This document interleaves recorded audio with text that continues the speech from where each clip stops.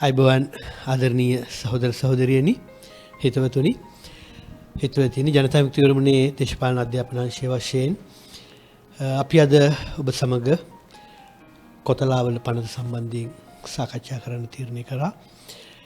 විශේෂයෙන්ම මේ වෙනකොට රටේ ගෝවියන් ශිෂ්‍යයන් වැඩ කරන ජනතාව ගුරුවරු සියලුම දෙනා සටන් ක්‍රියාමාර්ගවලට අවතීර්ණ වෙලා තියෙන මොහොතක්. ඒ අතරින් නමුත් අපි මේ වෙලාවේ හිතුවා නිදහස් අධ්‍යාපනය ගැන සාකච්ඡාව ඉස්සරහට ගන්න ඕනේ කියලා. ඒ නිසා අපි අද මේ සම්බන්ධයෙන් සාකච්ඡා කරනවා. ඉතින් ඒ සඳහා අද අපි සමග එකතු වෙනවා ජනතා විමුක්ති පෙරමුණේ දේශපාලන මණ්ඩල සභික ජාතික සංවිධායක බිමල් රත්නායක සහෝදරයා, ඒ වගේම සමාජවාදී ශිෂ්‍ය සංගමේ දේවප්‍රිය සහෝදරයා මේ සංවාදය සඳහා. මම මේ සංවාදය මෙහෙම පටන් ගන්න හිතුවා. මේ මාතෘකාව කොතලාවල පනත වුණත් අපිට නිදහස් අධ්‍යාපනය ගැන කතා නොකර මේ ප්‍රශ්නේ සාකච්ඡා කරන්න බෑ. ලංකාවට නිදහස් අධ්‍යාපනය ලැබිලා මේ වෙනකොට අවුරුදු 70ක් 80ක් විතර ගත වෙලා තියෙන අතරම ගත්තොත් එහෙම CWW කන්නංගර මහත්තයා තමයි නිදහස් අධ්‍යාපන පනත ගෙනාවේ. අපි දන්නවා දැන් මේ අවුරුදු 70ක් 80ක් ගෙවිලා නිසාම අපේ රටේ අයට මේ පනත ගේනකොට රටේ තිබුණු දේශපාලන වටපිටාව, සමාජාර්ථික වටපිටාව ගැන ඇත්තටම අවබෝධයක් නැහැ මම හිතන්නේ. ඒ නිසා මේ කොහොමද මේ කොයිතරම් අමාරුවෙන්ද අපේ රට නිදහස් අධ්‍යාපනය දිනාගත්තේ කියන ගැනත් අදහසක් නැහැ. ඒ නිසා මම හිතුවා දැන් මේක අධිකාරම් මේ කන්නංගර මහත්තයා ගෙනාවට මේක ඔහුගේ තනි පුද්ගල කැමැත්තක ප්‍රකාශනයක් නෙවෙයි. මම හිතන්නේ සමාජ ඉල්ලීමක ප්‍රකාශනයක් විදිහට මේ පනත ආවේ. ඒ නිසා මේ නිදහස් අධ්‍යාපන පනත ගේනකොට අපේ රටේ සමාජාර්ථික පසුබිම මොකක්ද? කන්නංගර මහත්තයාට මේ වගේ පනතක් ගේන්න බලපාපු ඓතිහාසික වටපිටාව මොකක්ද? රටේ වගේම ලෝකේ මොකක්ද තිබුණු තත්ත්වේ කියන තැනින් අපි මේක පටන් ගමු කියලා මම හිතනවා. මම බිමල් රත්නායක සහෝදරයාට මේ ප්‍රශ්නේ ඉදිරිපත් කරන්නේ. අපි එතනින් පටන් ගමු මේ සාකච්ඡාව. අධිකාරී සහෝදරයාට බොහොම ස්තුතියි. ඇත්තටම මුලින්ම ගත්තොත් මේ නිදහස් අධ්‍යාපනය නිදහස් වෙන්නේ මොකෙන්ද? මොකද්ද? free from what? මොකෙන්ද නිදහස්? ඒත් ඊටාම පැහැදිලි කාරණයක් තමයි නිදහස් අධ්‍යාපනය කියන්නේ නොමිලේ අධ්‍යාපනය. يعني ඉගෙන ගැනීම සඳහා මුදල් අය නොකිරීම කියන එක තමයි මේ නිදහස් අධ්‍යාපනයේ අදහසේ මූලික පදනම. මොකද ලෝකේ පුරාම හැම ඉතිහාසයේ පුරාම අවුරුදු 2000ක් 3000ක් තිස්සේම ප්‍රභූන් ඉගෙන ගත්තා. ප්‍රභූන් කියවම දේශපාලන ප්‍රභූන් සහ ආගමික ප්‍රභූන් ඉගෙන ගත්තා. අපි අවුරුදු 2000 3000 ඔය ලයිසියම් ගැන අපි අහලා තියෙනවා. විවිධ ග්‍රීසියේ ඊට පස්සේ පිරිවෙන ගැන අහලා තියෙනවා. ආගමික සහ දේශපාලන ප්‍රභූන්. නමුත් 1700 වගේ ඉඳලා තමයි යම් ආකාරයකට විශේෂයෙන්ම හිතන ධනපති ක්‍රමයේ අවශ්‍යතාවයත් එක්ක තමයි අර ප්‍රභූන්ට අමතර පිරිසකට අතර මේ ෆැක්ටරි පටන් ගැනීමට ආරම්භ කාලේ තමයි මේ ප්‍රභූන් නොවන පිරිසකට නොමිලේ උගන්වීම අවශ්‍ය වෙලා තිබුණේ. ඊට පස්සේ මේක ඊටාම ප්‍රබල වෙනවා 1800 මේ පස්සේ විශේෂයෙන්ම බ්‍රිතාන්‍ය ඒ වගේම ඇමරිකන් නිදහස් අරගලය තුලදී තෝමස් ජෙෆර්සන් වගේ පවා දැක්කා යම් කාලයකට පස්සේ 800 ගණන් වලදී මේ නොමිලේ අධ්‍යාපනයේ තියෙන වැදගත්කම ගැන. ඉතින් මේක ඇත්තටම ඒ නිසා එක පැත්තකින් සමාජ ප්‍රතිසංස්කරණය සඳහා සටන් කරපු සටන්කාමීන් ඉල්ලීමක්. ඒ වගේම අධිකාරී සහෝදරයා මේක 1860 70 වෙනකොට විශේෂයෙන්ම බ්‍රිතාන්‍ය වගේ තැනක ෆැක්ටරි බිහි වෙලා අලුත් කර්මාන්ත ශාලා බිහි වෙච්ච බ්‍රිතාන්‍යයේ අර ප්‍රභූන්ට අමතරව මේ මැෂින් වැඩ කරන්න තව ශ්‍රමිකයෝ යොදා ගන්න පුළුවන් මේ ශිල්පීන් තමතන. ශිල්පියෙක් කියන්නේ පාරම්පරිකව කාලයක් තිස්සේ පුහුණු කරපු කෙනෙක්. අද උනත් අපි දන්නවා සුවිශේෂී මැණික් කපන කෙනෙක් නැත්නම් සුවිශේෂී රත්තරන් බඩු කැටයම් කරන කෙනෙක්ව මේ මාසෙන් දෙකෙන් හදන්න බෑ. හැබැයි උනට මැෂින් එකක් ආවනම් මැෂින් එක හදන්න අවුරුදු 50ක අවුරුදු 15ක පුහුණුවක් අවශ්‍ය නැහැ. යම් මාස 6ක අවුරුද්දක පුහුණුවක් ඇති. ඒ නිසා කර්මාන්ත හිමියන් දුටුවා යම්කිසි මේ දැනුම පොදු පිරිසකට ලබා දෙන අධ්‍යාපන ක්‍රමයක් හැදෙනවා නම් ඒක තමන්ගේ ෆැක්ටරි වල වැඩ කරගන්න ලේසි. ඒකෙන් තමයි වැඩි ධනයක් හොයගන්න පුළුවන්. අනිත් පැත්තෙන් සමාජයන් වල සුවිශාල ගැටලු ඇති වුණා නගර බිහිවීමත් එක්ක පරිසරක ප්‍රශ්න, සෞඛ්‍යමය ප්‍රශ්න, විශේෂම අද වගේ වසංගත හැම තැනම. ඒතර ඒවට මිනිසුන්ට මේ අවබෝධයක් අවශ්‍යයි, අධ්‍යාපනයක් අවශ්‍යයි, නොමිලේ වතුරක් අවශ්‍යයි, පිරිසුදු වතුරක් අවශ්‍යයි. මෙන්න මෙහෙම මේ අධ්‍යාපනය පමණක් නෙමෙයි.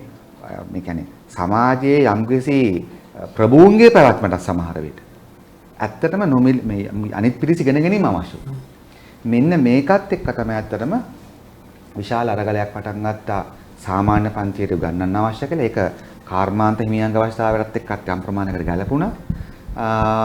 ඊට පස්සේ තමයි ක්‍රමානුකූලව මේක පුළුල් වෙන්න පටන් අරගෙන ඇත්තටම ඊට පස්සේ කාන්තාවන්ට අයිතිය තිබුණේ නැහැ ඉගෙන ගන්න. කළු මිනිසුන්ට මේ අයිතිය තිබුණේ නැහැ යුරෝපේ. ඊපස්සේ ඔවුන් සටන් කළා ක්‍රමානුකූල 870 80 90 900 වගේම තමයි කාන්තාවන්ට මේ අයිතිය ලැබෙන්නේ. ඉතින් මෙන්න මෙහෙම එක පැත්තකින් මහා ජනතාවගේ අරගලයක්. අනිත් පැත්තෙන් කම්කරුපන්ති ව්‍යාපාරය අරගලයක්.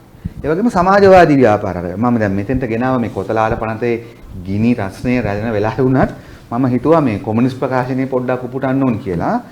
මේ 1847 කාල් මාක්ස් සහෝදරයා සහ එන්ගල්ස් සහෝදරයා ලියපු කොමියුනිස්ට් ප්‍රකාශනය. ඒකේ 58 වෙනි පිටුවේ මාක්ස් ලියනවා මීට අවුරුදු 173කට කලින් මෙන්න මෙහෙම. සියලුම ළමයින්ට ප්‍රසිද්ධ පාසල්වල නොමිලේ අධ්‍යාපනය ලබා දීම. කර්මාන්ත ශාලාවල ළමයින්ගේ වැඩගැනීමේ අධ්‍යතන ක්‍රමය අහෝසි කිරීම. අධ්‍යාපනය කාර්මික නිෂ්පාදනය සමග සංයෝජනය කරලීම ආදී වේ. එතකොට මාක්ස් 1847 දී කියනවා කෙටියෙන් ගත්තොත් ළමයින්ට ප්‍රසිද්ධ පාසල් නොමිලේ අධ්‍යාපනය ලබා දෙන්න. ඉතින් ඒ කියන්නේ මේක තමයි ඊට පස්සේ ඇත්තටම ලෝකයේ සමාජවාදී ව්‍යාපාර ප්‍රබලත්වයත් එක්ක ඉස්සරහට එන්නේ. ඉතින් ඔබ අහපු ප්‍රශ්නේ කෙලින්ම ළඟට ආවොත් අපි දන්නවා 1918 එංගලන්තය තුළ ෆිෂර් ඇක්ට් කියලා අධ්‍යාපන පනතක් ආවා. ඒතර මේකෙන් තමයි අධ්‍යාපනය යම්කිසි එංගලන්තය තුළ මේ නොමිලේ අධ්‍යාපන ක්‍රමය පටන් ගන්නෙ. ඊට පස්සේ එංගලන්තය තුළ 930 ගණන් වල ලන්ඩන් වල නගර සභාවේ බලය වාමාංශික කියන්නේ ඒ කාලේ වාමාංශික දැන් නම් ධනවාදී ලේබර් පක්ෂයට මාරු වුණා. ඊට පස්සේ ඔවුන් යම්කිසි අධ්‍යාපන ප්‍රතිසංස්කරණ පටන් ගත්තා. කෝපරේටිව්ස් වලින් සමුපකාර වලින් නොමිලේ අධ්‍යාපනය පටන් ගත්තා. ඒකේ ප්‍රතිඵලයක් විදිහට 944 දී එංගලන්තේ අනුමත කරා කොම්ප්‍රිහෙන්සිව් এডুকেෂන් ඇක්ට් කියලා ඇක්ට් එකක්. ඒකට අවුරුදු ගානක සංවාදයක් තිබ්බා අධිකාර සභාවේ. එංගලන්තේ තුල අරගලයක් තිබ්බා. සරලව ගත්තොත් දුප්පත් පොහොසත් ભેදයෙන් තොරව නොමිලේ ඉගෙන ගන්න දිය යුතුයි ගෑනු පිරිමි ભેදයෙන් තොරව. ඉතින් මෙන්න මේ කාලේ ලංකාව අපි යටත් විච දෙයක්. ඒතර කන්නංගර මහත්මයා 923 තමයි ඉස්සෙල්ලාම උගත් මන්ත්‍රීවරයා උගත් ශ්‍රී ලාංකිකයන්ගේ මන්ත්‍රීවරයා විදිහට 923 පාර්ලිමේන්තුවට පත් වෙන්නේ. ඊපස්සේ ඔහු 936න් පස්සේ ඔහු 30 ගණන් වලදී ඔහු අධ්‍යාපන ඇමතිවරයා වෙනවා. ඔහු අවුරුදු 16ක් ලංකාවේ අධ්‍යාපන ඇමතිවරයා වශයෙන් කටයුතු කරනවා. ඉතින් මේ කාලෙදී දවල පත්‍රිකා මාර්ගයෙන් අධ්‍යාපන ජයජයවර්ධන දවල පත්‍රිකාව නෙමෙයි ඒ කාලේ ආපු 930 ගණන් වල ආපු වයිට් පේපර් එකක් පදනම් කරගෙන ඒ කාලේ ඩොනමෝර් කොමිසමෙන් ආපු යෝජනාවක ප්‍රතිඵලයක් වශයෙන් උත් ඒ වගේ මේ කාලේ එංගලන්තේ කම්කරු පන්තියේ බලපෑමත් මෙහි වාමාංශික ව්‍යාපාරයේ බලපෑමත් ඔබ බැලුවොත් පරණ හංසා ඩේවතුල ලංකාවේ පැරණිවමේ නායකයන් නොමිලේ අධ්‍යාපනය ගැන ගොඩක් කතා කරලා තියෙනවා. ඒ නිසා අන්න ඒ බලපෑම ප්‍රතිඵලයක් විදිහට තමයි ඇත්තටම 938 ඉඳලා ලංකාවේ නොමිලේ අධ්‍යාපන ක්‍රමය පටන් ගන්න. නමුත් ඒක පනතක් බවට පත් වෙන්නේ 1945 ඔක්තෝබර් 1 වෙනිදා. ඒ නිසා කන්නගර මැතිතුමා මේකේ සුවිශේෂී කාර්යභාරයක් කරන බව ඇත්ත. නමුත් ඔහු පිටිපස්සේ කොමියුනිස්ට් ප්‍රකාශනය, තෝමස් ජෙෆර්සන්ලා ඊටත් වඩා ප්‍රගතිශීලී නායකයන් වගේම අපි නම් නොදන්නා අති විශාල ගැහැණු පිරිමි ප්‍රමාණයක් ලෝක පරිමාණයෙන් දායකලා දෙනවා. සමහරට අපේ පිරිවෙන් අධ්‍යාපනයක් නොමිලේ අධ්‍යාපනයට උදව් වෙන්නේ නැත්නම් මොකද ඒක ප්‍රභූන්ට උගන්වුවාට ඒක නොමිලේ. ඒක නොමිලේ. ඉතින් ඒ නිසා මම හිතනවා අවසාන කරොත් ඔබේ අදහස ලංකාව මම ගෙනාවා අධිකාර සභාව මම උපුටන්නේ නැහැ. ඔබ අද ගිහිල්ලා බලන්න ලංකාව සම්බන්ධව තිබෙන එක්සත් ජාතීන්ගේ මම අවශ්‍ය නම් පෙන්නන්න එක්සත් ජාතීන්ගේ සංවිධානයේ ලංකාව සම්බන්ධව තියෙන රිපෝට් එක.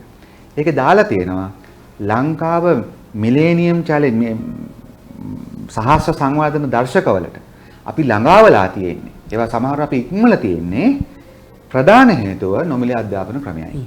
නැතු අපේ වෙළඳ ක්‍රමය නිසා හෝ අපේ වෙන වතු වැලි වගා නිසා හෝ නෙමෙයි. තනි කරගත්තොත් අපි නොමිලේ අධ්‍යාපන ක්‍රම නිසා තමයි අපි ලෝකයේ තුල යම්කිසි වටිනාකම් අපි නිර්මාණය කරන් තියෙනවා නම් තියෙන්නේ මානව සංවර්ධනශකයේ අපි 0.7 ගණන් වලට ගිහිල්ලා තියෙන ලෝකෙම අපි 72 වෙනි 73 වෙනි ස්ථානවල ඉන්නේ. ප්‍රධානම හේතුව තමයි නොමිලේ අධ්‍යාපන ක්‍රමය තුලින් අපේ රටට ලැබිච්ච දේ ගොඩක් ප්‍රබලයි. ඒ නිසා ඒ නොමිලේ අධ්‍යාපන ක්‍රමය රැක ගැනීම, දියුණු කිරීම මම හිතනවා ඉස්කෝලේ ගියපු නොගියපු හැම කෙනාම වගේම. දැන් දේවප්‍රිය සහෝදර දැන් බිමල් සහෝදර කියපු තැනින් පටන් ගත්තොත් එහෙම දැන් කන්නංගර මහත්තයා පනත ගේනකොට පාර්ලිමේන්තුව ඇතුලේ ඔහුව ආරක්ෂා කරන්න එළියේ ලොකු බලවේගයක් තිබුණා. ඇත්තටම ගත්තොත් එහෙම අපේ රටේ හිටපු භික්ෂුන් වහන්සේලා ඊට පස්සේ EW අධිකාරම් වගේ විද්වතුන් මල්ලසේකර මහත්තයා වගේ කට්ටිය ඇතුලේ අරගලයක් එළිය අරගලයක් කරා මේ පනත මේ සම්මත කරන්න නැතුව එන්න එපා කියලා මිනිස්සු පෙළ ගැස්සෙව්වා පාර්ලිමේන්තු නියෝජිතයන්ට මේක සම්මත කරන්න බල කරමින්. අපි අද දන්න සමහර ජනප්‍රිය දේශපාලනඥයින් අපි ගත්තොත් එහෙම SWRD බණ්ඩාරනායක ඩී සේනානායක වගේ අය හිටියේ මේ නිදහස් අධ්‍යාපන පනතට විරුද්ධව.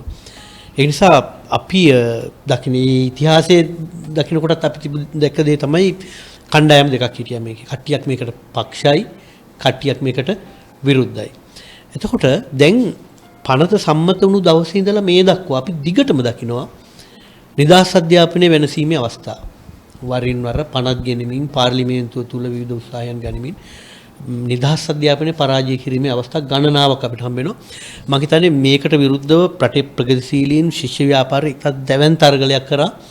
ශිෂ්‍ය ව්‍යාපාරයේ විශාල ශිෂ්‍ය ප්‍රමාණයක් ජීවිත පරිත්‍යාග කරා. එහෙම අරගලයක් කරා තමයි නිදහස් අධ්‍යාපනයේ මේ දක්වා ආරක්ෂා වෙලා තියෙන්නේ. මේක මම හිතන්නේ මේ ඉතිහාසය මම මේ මතක් කරන්නේ මේ බිමල් සහෝදරයාට මේ ප්‍රශ්නේ යොමු කරේම අද ඉන්න පරම්පරාව මේක දැනගන්න ඕනේ. සටන් කරලා ආරක්ෂා කරගත් එකක්. මම මේ දේවප්‍රිය සහෝදරෙන් ඉල්ලීමක් කරනවා මේ ඉතිහාසය ගැන මතක් කිරීමක් කරමු අලුත් පරම්පරාවට. මේක නිකම් බේරගත් එකක් නෙවෙයි, සටන් කරලා බේරගත් එකක්.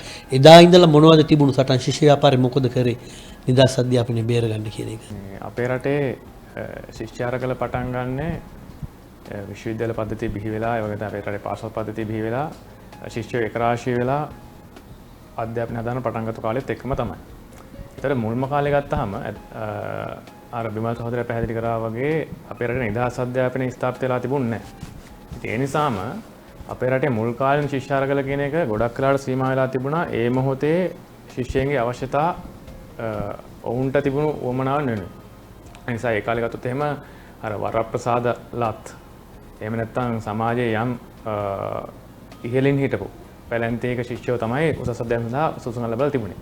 ඒ නිසා මුල්ම කාලය ගත්තාම මේ ශිෂ්‍ය අරගල වලදී ගොඩක් කරලා අපි දකින්න තිබුණා අපි අහලා තියෙනවා. එක පැත්තෙන් ගත්තොත් එහෙම රත වාහන මාත්‍ර කරන කාපායකක් දිනා ගන්න ඒ වගේ අරගල තිබුණා. ඒ වගේ තමයි ආයි ගත්තොත් එහෙම ශිෂ්‍යයින්ට තමන්ගේ කෑම එකේ තිබිච්ච බිත්තර භාගේ බිත්තරයක් දක්වා වැඩි කර ගන්න අරගල තිබුණා. ඉතින් ඒ වගේ අරගල තමයි මුල්ම කාලින ශිෂ්‍ය අරගල විතර අපිට දකින්න තිබුණා. හැබැයි පසු කාලේ ඇත්තටම නිදහස් අධ්‍යාපනය එන එකත් එක්ක නිදහස් අධ්‍යාපනය අපේ රටේ ස්ථාපිත වෙන එකත් එක්ක ක්‍රමානුකූලව අපේ රටේ විශ්වවිද්‍යාල පද්ධතිය ඇතුලේ ඒ වගේ තමයි පාසල් පද්ධතිය ඇතුලේ සාමාන්‍ය දුප්පත් පවුල් වලින් එන ශිෂ්‍යයෝ ක්‍රමානුකූලව විශ්වවිද්‍යාල පද්ධතිය සහ පාසල් පද්ධතියට ඇතුළත් වෙන්න පටන් ගත්තා. ඉතින් ඒ නිසාම එතනින් පස්සේ ඒ නිදහස් අධ්‍යාපනය රැකගැනීමේ ක්‍රියාවලිය වෙනිනුත් ඒ වගේම තමයි අනිකුත් පොදු ජන අයිතීන් දිලා ගැනීම වෙනිනුත් ඒ අයිතීන් ආරක්ෂා කර ගැනීම වෙනිනුත් අරගලයේ ක්‍රමානුකූලව පුළුල් වෙන්න පටන් ගත්තා. ශිෂ්‍ය ව්‍යාපාරය වෙනින් මැදිහත් වෙන්න පටන් ගත්තා. ඉතින් අර කලින් අදහස් දැකීමේ කතා කරා වගේම එක පැත්තෙන් අපේ රටේ නිදහස් අධ්‍යාපනය ස්ථාපනය කරද්දීම ඒ නිදහස් අධ්‍යාපනය ස්ථාපිත කරද්දී ඒකට අදාළ කරන සමාජයෙන් අවු බලපෑම එමගේම තමයි වමේ ව්‍යාපාරයෙන් අවු බලපෑම ජාත්‍යන්තර මට්ටමේ අවු බලපෑම තියෙනවා වගේම තමයි ආපහු ගත්තොත් එහෙම ඒක ඇතුළේ අර කතා බහට ලක් වුණානේ ධනේශ්වර අවශ්‍යතා ඉෂ්ට කිරීම ආරම්භනකුත් යම් තාක් මට්ටමකට තිබුණා කියලා මේ මොහොතේ ඒ කාලේ සමාජයේ. ඉතින් ඒ නිසාම මුල් කාලිනව ගත්තොත් එහෙම සමාජය තුළ ඒ කියන්නේ ධනවාදය ඇතුළේ යම්කිසි කණ්ඩායමක් මේකට පක්ෂව පෙනී ඉඳපු එකක් තිබුණා. හැබැයි ඒ වගේම තමයි තව පැත්තෙන් ගත්තොත් ඒ කොටසම ඒ මොහොතේ හිටපු එක්සත් ජාතික පක්ෂය ගත්තට පස්සේ අපේ රටේ ධනේශ්වර පක්ෂවල නායකයෝ නිදහස් අධ්‍යාපනය ස්ථාපනය කරන එකට විරුද්ධව ප්‍රකාශනයකුත් කරා සහ ඒකට විරුද්ධව පෙනී හිටියා. ඒකට විරුද්ධ පාර්ලිමේන්තුව ඇතුලේ ගත්තට පස්සෙත් නේ එතන එළිය ගත්තට පස්සෙත් ඒකට විරුද්ධව කටයුතු කරමින් හිටියා. ඉතින් හැබැයි ක්‍රමානුකූලව ඒ අවශ්‍යතා ඔවුන්ගේ අවශ්‍යතා ඉස්සරහට යන වගේම තමයි තා පැත්තෙන් ගත්තොත් අර ධනේශ්වර ඌමනා ඒ මොහොතේ තිබිච්ච ඌමනා ක්‍රමානුකූල සම්පූර්ණ වෙනකත් එක්ක ඇත්තටම ටිකෙන් ටික නිදහස් අධ්‍යාපනය කියන එක පවත්වාගෙන යන්න අපේ රටේ ධනපති පාලකයන්ට උවමනාවක් තිබුණේ නැහැ. ඉතින් ඒ නිසා දැන් විශේෂයෙන් ගත්තොත් 1970 දශකයෙන් පස්සේ සිද්ධ වෙන දේ තමයි අපේ රටේ එතෙක් යම්තාක් හෝ සිද්ධ පැති සුබ සාධන ආර්ථිකය වෙනුවට ඒක ඇතුලේ තිබුණු නිදහස් අධ්‍යාපන නිදහස් සෞඛ්‍ය සේවය ඒ වගේ තමයි රට ඇතුලේ තිබිච්ච අනිකුත් රාජ්‍ය මැදිහත් වෙච්ච නිෂ්පාදන ක්‍රියාවලියන් වෙනුවට පුද්ගලික අංශයකට ඇතුළත් කරගන්න ක්‍රමානුකූල වැඩපිළිවෙළ සකස් වෙන්න පටන් ගත්තා. ඒ වැඩපිළිවෙලත් එක්කම තමයි විශේෂයෙන් 78න් පස්සේ අපේ රටේ විවෘතාර්ථ කියන එකත් එක්ක ඒ පුද්ගලීකරණය කියන එක තවදුරටත් වේගවත් වෙන්න පටන් ගත්තා. ඉතින් මේ පුද්ගලීකරණය වේගවත් වෙද්දී අධ්‍යාපනයට අදාළව ගත්තට පස්සෙත් විශේෂයෙන් නිදහස් අධ්‍යාපනික කාරණාවට අදාළව ගත්තට පස්සෙත් අධ්‍යාපනයේ පුද්ගලීකරණය සම්බන්ධයෙන් එතෙක් පැවැතින අප යෝජනා ඉතාමත් වේගෙන් يعني කලින් ගත්තොත් එහෙම සමහරවිට කරුණක් දෙයක් විදිහට ආපු දේවල් එහෙම නැතුව වැඩපිළිවෙල විදිහට එහෙම නැත්නම් අනපනත් විදිහට එන මට්ටමකට පත් වෙන පටන් ගත්තා. ඉතින් ඒකේ ප්‍රධානම අවස්ථාව විදිහට අපි දකින්න පුළුවන් 1981 දවල පත්‍රිකාව පාර්ලිමේන්තුවට අරගෙන ආපු එක. ඒ දවල පත්‍රිකාව අරගෙන එද්දී දවල පත්‍රිකාව ඇතුලේ අපේ රටේ අධ්‍යාපනය එක පැත්තෙන් නිදහස් අධ්‍යාපනය සීමා කරන්න බිඳවට්ටන්න ඒ වගේ තමයි අනිත් පැත්තෙන් අපු අධ්‍යාපනය පුද්ගලිකකරණයට ඉඩ හදාන්න අදාළ කරන සැලසුම් සහ යෝජනා සැලකිත ප්‍රමාණයක් තිබුණා. ඒක නිකන් අපි නිකන් උදාහරණ විදිහට ගත්තා. ඒක පැත්තෙන් ගත්තොත් එහෙම තිබුණා දවල පත්‍රිකාව ඇතුලේ අපේ රටේ පාසල් ළමයින්ගේ අධ්‍යාපන ලබන අනිවාර්ය වයස් සීමාව ගත්තොත් 10 වසරේ සිට 8 වසර දක්වා අඩු කරන්න යෝජනාවක් ඇතුළේ තිබුණා. 10 වසරේ ඉඳන් 8 වසර දක්වා අඩු කරන්න. ඔවුන් කියපු දේ තමයි 6, 7, 8 ඒ වගේ වසරවලදී ශිෂ්‍යයෝ පාසල් හැර යනවා.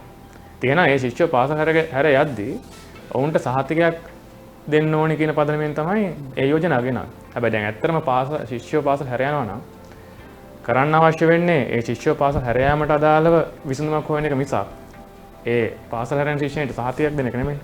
හැබැයි දැන් දවල පත්‍රිකාව ඇතුළේ යෝජනා වුණා 10 වසරේ තිබුණු අනිවාර්ය වයස් සීමාව 8 වසර දක්වා අඩු කරන්න. ඒ වගේම තමයි ආයෙ ගත්තොත් එහෙම ඉතිහාසය සාහිත්‍ය වගේ විෂයන් ප්‍රධාන විෂය පද්ධතියෙන් ඉවත් කරන්න ඒක ඇතුළේ යෝජනා කරලා තිබුණා. ඒක අපි දන්නවා ඇත්තටම ගත්තොත් එහෙම දැන් ධනවාද ඇතුළේ ක්‍රමානුකූල අවශ්‍යතාවය නිර්මාණය වෙමින් තිබුණේ කුමක් හෝ රැකියාවකට අදාළ කරන පුද්ගලයෙක් නිර්මාණය කර ගැනීම කියන එක විතරයි. කුමක් හෝ වෘත්තියකට අදාළ කරන පුද්ගලයෙක් නිර්මාණය කර ගැනීම විතරයි. ඒතර ඉතිහාසයේ සාහිත්‍ය වගේ දේවල් ඒකට අවශ්‍ය වුණේ නැහැ. ඇත්තට මේ වගේ දේවල් අවශ්‍ය නැතර අර මිනිස්සෙක් නිර්මාණය කරන. පරිපූර්ණ මිනිස්සෙක් නිර්මාණය කරන. හැබැයි ඒක ධනවාදයේ මොහොතේ අවශ්‍යතාවය තිබුණේ නැහැ. ඉතින් ඒ නිසාම දවල පත්‍රිකාව ඇතුළේ එවැනි යෝජනාවක් තිබුණා. මොකද ඔවුන්ට අවශ්‍ය වුණේ ධනවාදයේ පවත්වන්න අදාළ කරන වෘත්තීය වේදික නිර්මාණය කර ගැනීම පමණක් නිසා. ඉතින් ඒ වගේම තමයි ආයෙ ගත්තොත් එහෙම ඒකට සමාන්තරවම දවල පත්‍රිකාව ඇතුළේ අපේ රටේ පාසල් පද්ධතිය පුද්ගලීකරණයට අවශ්‍ය කරන විදිහට පුද්ගලික පාසල් සඳහා ඉඩකඩ හදන්න අදාළ කරන යෝජනාත් ඉදිරිපත් වෙලා තිබුණා. හැබැයි ඒකට විරුද්ධ ශිෂ්‍යයෝ අපේ රටේ ශිෂ්‍යයෝ සරස ශිෂ්‍යයෝ විතරනේ පාසල් ශිෂ්‍ය පවා දැවැන්ත විරෝධ ව්‍යාපාරයක් කරා පාර්ලිමේන්තුව වට කරා. ඉතින් ඒ අරගලේ ප්‍රතිඵලයක් විදිහට අවසානයේ ගත්තොත් දවල පත්‍රිකාව පරාජයට පත් කරන්න හැකියාව හම්බුණා. ඒ වගේම තමයි ඒ 81 දී 81 වර්ෂයේම අවසන් භාගයේ වෙද්දී අපේ රටේ උතුරු කොළඹ පෞද්ගලික වෛද්‍ය විද්‍යාලය ආරම්භ වෙනවා. ඉදි වෙනවා. පළවෙනි පුද්ගලික වෛද්‍ය විද්‍යාලය විදිහට. ඉතින් මේ පුද්ගලික වෛද්‍ය විද්‍යාලයේ 81 උතුරු කොළඹ පෞද්ගලික වෛද්‍ය විද්‍යාලය බිහි වෙන්නේ 1978 අංක 16 විශ්වවිද්‍යාල පන්තියේ තිබිච්ච ඒක ඇතුලේ තිබුණු අධ්‍යාපන පුද්ගලීකරණය කරන්න පාවිච්චි කරගත හැකි යම් යම් වගන්ති පදනම් කරගෙන තමයි මේ පුද්ගලික වෛද්‍ය විද්‍යාලය බිහි කරන්න ආණ්ඩුපති උත්සාහ කරේ. ඉතින් ඒ පුද්ගලික වෛද්‍ය විද්‍යාලය බිහි කරද්දිත් ශිෂ්‍ය ව්‍යාපාරයේ එහි ආරම්භක මොහොතේ පටන් ඒකට විරුද්ධ දැවැන්ත අරගලයක් අරගෙන ගියා. අවසානයේ ගත්තොත් මේක විශේෂයෙන් ගත්තොත් අපේ රටේ වෛද්‍ය ශිෂ්‍යෝ දැවැන්ත අරගලයක් අරගෙන ගියා. අවසානයේක අවසන් කරන්න පුළුවන්කම හම්බුණා. ඒ පෞද්ගලික වෛද්‍ය විද්‍යාලය ජනසතු කිරීමක් කරලා මුදලට ශිෂ්‍යව බඳව ගන්න එක වෙනුවට අපස උසස් පෙළ සමත් වෙලා අධ්‍යාපන සුසුකම් මත නොමිලේ අධ්‍යාපනය හදාරන්න හැකි ආකාරයට ශිෂ්‍යව බඳව ගන්න පුළුවන් මට්ටමට උතුරු කොළඹ පෞද්ගලික විද්‍යාල ජනසතු කරගැනීමේ හැකියාවක් ඒ අරගලෙන් ලබන්න පුළුවන්කම හම්බුණා. ආයි ගත්තොත් ආයි ඒ වගේ තව ප්‍රධාන සම්දිස්ථානයක් විදිහට 1987 87 එනවා කිංස සිල්වා වාර්තා. කිංස සිල්වා වාර්තාවල ගත්තොත් ඒකේ ප්‍රධාන අරමුණ බවට පත් වෙලා තිබුණේ අපේ රටේ විශ්වවිද්‍යාල පද්ධතිය. සරසවි අධ්‍යාපන උසස් අධ්‍යාපන තමයි ප්‍රධාන ඉලක්කය බවට පත් වෙලා තිබුණේ. ඒතර කිංස සිල්වා වාර්තාවලදී යෝජනා වෙනවා එක පැත්තෙන් ගත්තොත් එහෙම අපේ රටේ උසස් අධ්‍යාපනය හදාරන්න. අපි දන්නවා දැන් සාමාන්‍යයෙන් උසස් පෙළ අවස්ථා 3ක් පෙනී ඉන්න පුළුවන් ශිෂ්‍යයින්ට. හැබැයි කිංස සිල්වා වාර්තාවල යෝජනා කරනවා මේ අවස්ථා 3 දෙක දක්වා අඩු කරන්න. ඒ ශිෂ්‍යයින්ට තව අවස්ථාවක් අහිමි කරනවා. ඒ වගේම තමයි සරසවි ප්‍රවේශයට තිබුණු ලකුණු මට්ටම. එතෙක් පැවතුන ලකුණු 180 වගේ මට්ටමක් තියෙනවා. ඒක 200 දක්වා ඉහළ දානවා. ඉහළ දානවා. ඉතින් එන්නේ වෙන යෝජනා ප්‍රමාණයක් කිංස සිල්වා වාර්තා හරහා එනවා. ඉතින් ඒකට අදාළවත් විශේෂයෙන් ශිෂ්‍ය අපේ රටේ ශිෂ්‍ය ව්‍යාපාරය අරගල කරා, දෑවැන්ත අරගලයක් කරා, අවසානයේක පරාජයටපත් කරන්න හැකියාව හම්බුණා. ඉතින් ඔය විදිහට ගත්තට පස්සේ වරින් වර මේක එනවා. ඉතින් දැන් ධවල පත්‍රිකාව ගත්තොත් ධවල පත්‍රිකාව පරාජයටපත් කරා වුණාට ධවල පත්‍රිකාවම නම වෙනස් කරලා.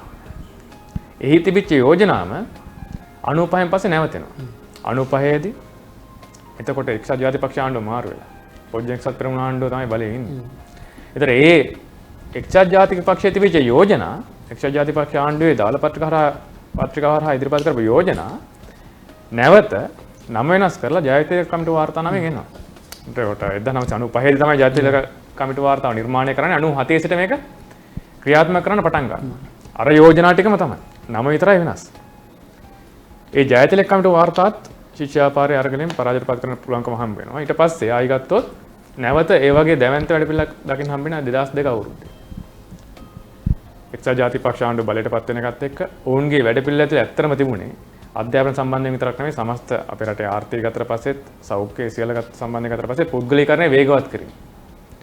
යලි පුදුන් ශ්‍රී ලංකා තමයි නම දාලා තිබුණේ. ඒ වැඩපිළිවෙල ගත්තොත්. එහෙනම් ඒ වැඩපිළිවෙලේ අධ්‍යාපන සම්බන්ධයෙන් තිබුණෙත් අධ්‍යාපන පුද්ගලීකරණය වේගවත් කිරීම සම්බන්ධයෙන් යෝජනා. ඉතින් ඒක මත පදනම් වෙලා ඒ අවස්ථාවේදී වුන් ගේනවා එක පැත්තකින් අර පුද්ගලික විශ්වවිද්‍යාල ගේන එක අධ්‍යාපනයේ ඒ කියන්නේ පුද්ගලීකරණය කරන පුද්ගලික පාසල් සම්බන්ධයෙන් මැදිහත් වෙන එක ඒක ගේන්න උත්සාහ කරන එක වගේම ඒකට ගැළපෙන විදිහට අපේ රටේ විශ්වවිද්‍යාල පන්තිත් වෙනස් කරන්න උත්සාහ කරා. 78 අංක 16 දරන විශ්වවිද්‍යාල පන්ති වෙනුවට 2002 අගභාගයේදී නැවත අලුත් පනත් කැටුම්පතක් ගේනවා පාර්ලිමේන්තු සම්මත කරා. ඒතර මේ පනත් කැටුම්පත ගේන එකේ ඉලක්කය බවට පත් වෙලා තිබුණේම මූලික වශයෙන් ගත්තොත් එහෙම අපේ රටේ අංක 1978 අංක 16 දරන විශ්වවිද්‍යාල පනතේ තියෙන අපි කියන්නේ ඒක සම්පූර්ණ ස්වාධීන පනතක් කියලා. ඒ කියන්නේ ස්වාධීන බලයක් සහිත විශ්වවිද්‍යාල ප්‍රතිපාදක සභාවක් නිර්මාණය කරපු පනතක් කියලා. 100% ස්වාධීන නැති වුණාට එහි තියෙන යම්තාක් හෝ ඉතුරු වෙලා තියෙන ස්වාධීනත්වයත් අහිමි කරන ඒක තවදුරටත් දේශපාලන බලාධිකාරියකට යටත් කරන විශ්වවිද්‍යාලවලට දේශපාලන මැදිහත්වීම් වැඩි කරන්න පුළුවන් ජාතිය ඒ කියන්නේ ඒකට ගැළපෙන ආකාරයේ යෝජනා සහිත තමයි මේ පනත් කැටුම්පත එන්නේ. ඒ වගේම අපෝ එතනින් ගත්තොත් ඒක පරාජයටපත් වුණා. එතනින් පස්සේ ගත්තොත් එහෙම ආයි නැවත 2005 කාලේ නාත ආරහැරල් වාර්තාව නැවතත් විශේෂයෙන් ගත්තොත් පාසල් පද්ධතිය ඉලක්ක කරගෙන අපේ රටේ පාසල් පද්ධතියේ තියෙන විෂමතාවයේ අඩු කරනවා වෙනකොට ඒ විෂමතාවය පවත්වාගෙන යාම ඉලක්ක කරගෙන. එමෙතන මේ විෂමතාවයේ පවත්වන යන ගමන් ඒක කළමනාකරණය කරන්නේ කොහොමද කියන ඉලක්ක කරගෙන ආපු යෝජනා තමයි ඒක ඇතුලේ දකින්න තිබුණේ. ඉතින් ඔන්නෝම ගත්තට පස්සේ අපිට දැන් දිගින් දිගටම ගත්තොත් එහෙම එකම යෝජනා විවිධ ආණ්ඩු වලට මාරුවෙන් මාරුවට නම වෙනස් කරලා නේ නම විතරක් මාරු කරලා එන එක අපි දකින්න පුළුවන්කම තිබුණා. ඉතින් මේ ටික ඇතුලේ ගත්තොත් ශිෂ්‍ය ව්‍යාපාරයට මේ සෑම අවස්ථාවකම ගත්තොත් එහෙම දැවැන්ත අරගලයක් තිබුණා. එක පැත්තෙන් ශිෂ්‍ය ව්‍යාපාරය තනියුත් අරගල කරා විවිධ කණ්ඩායම් එකතු කරගෙන අරගල කරා. ඒ වගේම ඒ අරගල ඇතුලේ ශිෂ්‍ය ව්‍යාපාරයේ නියෝජනය කරපු ඒ පරපුරේ හිටපු ශිෂ්‍යයින්ට තමන්ගේ ජීවිත පවා නැති වුණා, තම ජීවිත කැප කරන්න සිද්ධ වුණා, අධ්‍යාපනය කැප කරන්න සිද්ධ වුණා, විවිධ මට්ටමේ කැපකිරීම කරමින් කරපු අරගලයේ ප්‍රතිඵලයක් විදිහටයි මේ සියල්ල පරාජය කරන්න පුළුවන් වුණේ. හැබැයි මට මේ ප්‍රශ්නෙට තව එකතු කිරීමක් තියෙනවා මට හිතෙන්නේ. ඇත්තට මේ අපි මේ පනත් පරාජය කරපු එක විතරක් නෙමෙයි ආපහු ශිෂ්‍ය ව්‍යාපාරය කරේ අපි. ඒ කියන්නේ අපි ඇත්තටම ගොඩක් කරලා ගත්තොත් මේ සමාජවලත් කතා කරන්නේ අර මොකක් හරි එකකට අර විරෝධ වෙනවා කියලා විතරනේ ශිෂ්‍ය ව්‍යාපාරය. හැබැයි ඒක ඇතුලේ ගත්තොත් ජයග්‍රහණ සැලකිත ප්‍රමාණයකුත් වෙන. ඒ කියන්නේ පනත පරාජය කිරීම ජයග්‍රහණයක් වගේම තමයි. ඒ කියන්නේ අපේ රට නිදහස් අධ්‍යාපනයට හානි කරන විදිහට ගෙනෙන පනතක් එහෙම නැත්නම් ගෙනෙන යෝජනා වැඩපිළිවෙල ඒක පරාජය කිරීම කියන එකම ජයග්‍රහණයක් තමයි. හැබැයි ඊට අමතරව දිනාගත්තු ජයග්‍රහණක් තියෙනවා අත්‍තරම ශිෂ්‍ය ව්‍යාපාර සටහන ඇතුලේ. දැන් එක පැත්තකින් මේ තිබිච්ච හානිකර යෝජනා පරාජයටපත් කිරීම ඇතුළේ අමතර ජයග්‍රහණ උත්සාහ. දැන් උදාහරණයකට ගත්තොත් උතුරු කොළඹ පාදගොඩක වෛද්‍ය විද්‍යාලයේ සම්බන්ධ වෙච්ච අරගලේ අවසාන එක ජනසතු කරලා තමයි අවසන් වුනේ. ඒක ජයග්‍රහණයක්. ඒ වගේම තමයි ඒකත් එක්කම හපව ගත්තොත් ජයදුර්න විශ්වවිද්‍යාලයට වෛද්‍ය පීඨයක් හම්බ වෙනවා. ඒක තවත් ජයග්‍රහණයක්. දැන් අපි මෑත කාලේ ගත්තොත් සයිටම් පෞද්ගලික වෛද්‍ය විද්‍යාලයට එරෙහි අරගලයක් දියත් කරනවා. සයිටම් පෞද්ගලික වෛද්‍ය විද්‍යාලයේ අවසාන එකට තහවුරුකරණය ජයග්‍රහණය ගත්තා වගේම තමයි තව පැත්තකින් සමාජයට ලොකු බලපෑමක් හදන්න පුළුවන්කම හම්බුණා නව වෛද්‍ය පීඨ ස්ථාපනය කරන්න කියලා. අද වෙනකොට වයඹ විශ්වවිද්‍යාලයේ වෛද්‍ය පීඨය, සබරගම් විශ්වවිද්‍යාලයේ වෛද්‍ය පීඨය, ඊට පස්සේ ගත්තොත් මොරටු විශ්වවිද්‍යාලයේ වෛද්‍ය පීඨයේ සම්බන්ධ යෝජනා ඉදිරිපත් වෙන ඒ තත්ත්වයක් එක්ක. ඒ නිසා එවැනි ජයග්‍රහණක් තියෙනවා. ඒ වගේම තමයි තව පැත්තෙන් ගත්තොත්. දැන් අපේ රටේ ශිෂ්‍යයෝ ගොඩක් වෙලාවට තමන්ගේ ආර්ථික අවශ්‍යතා සම්පූර්ණ කරගන්න මහ පොළ තියෙනවා.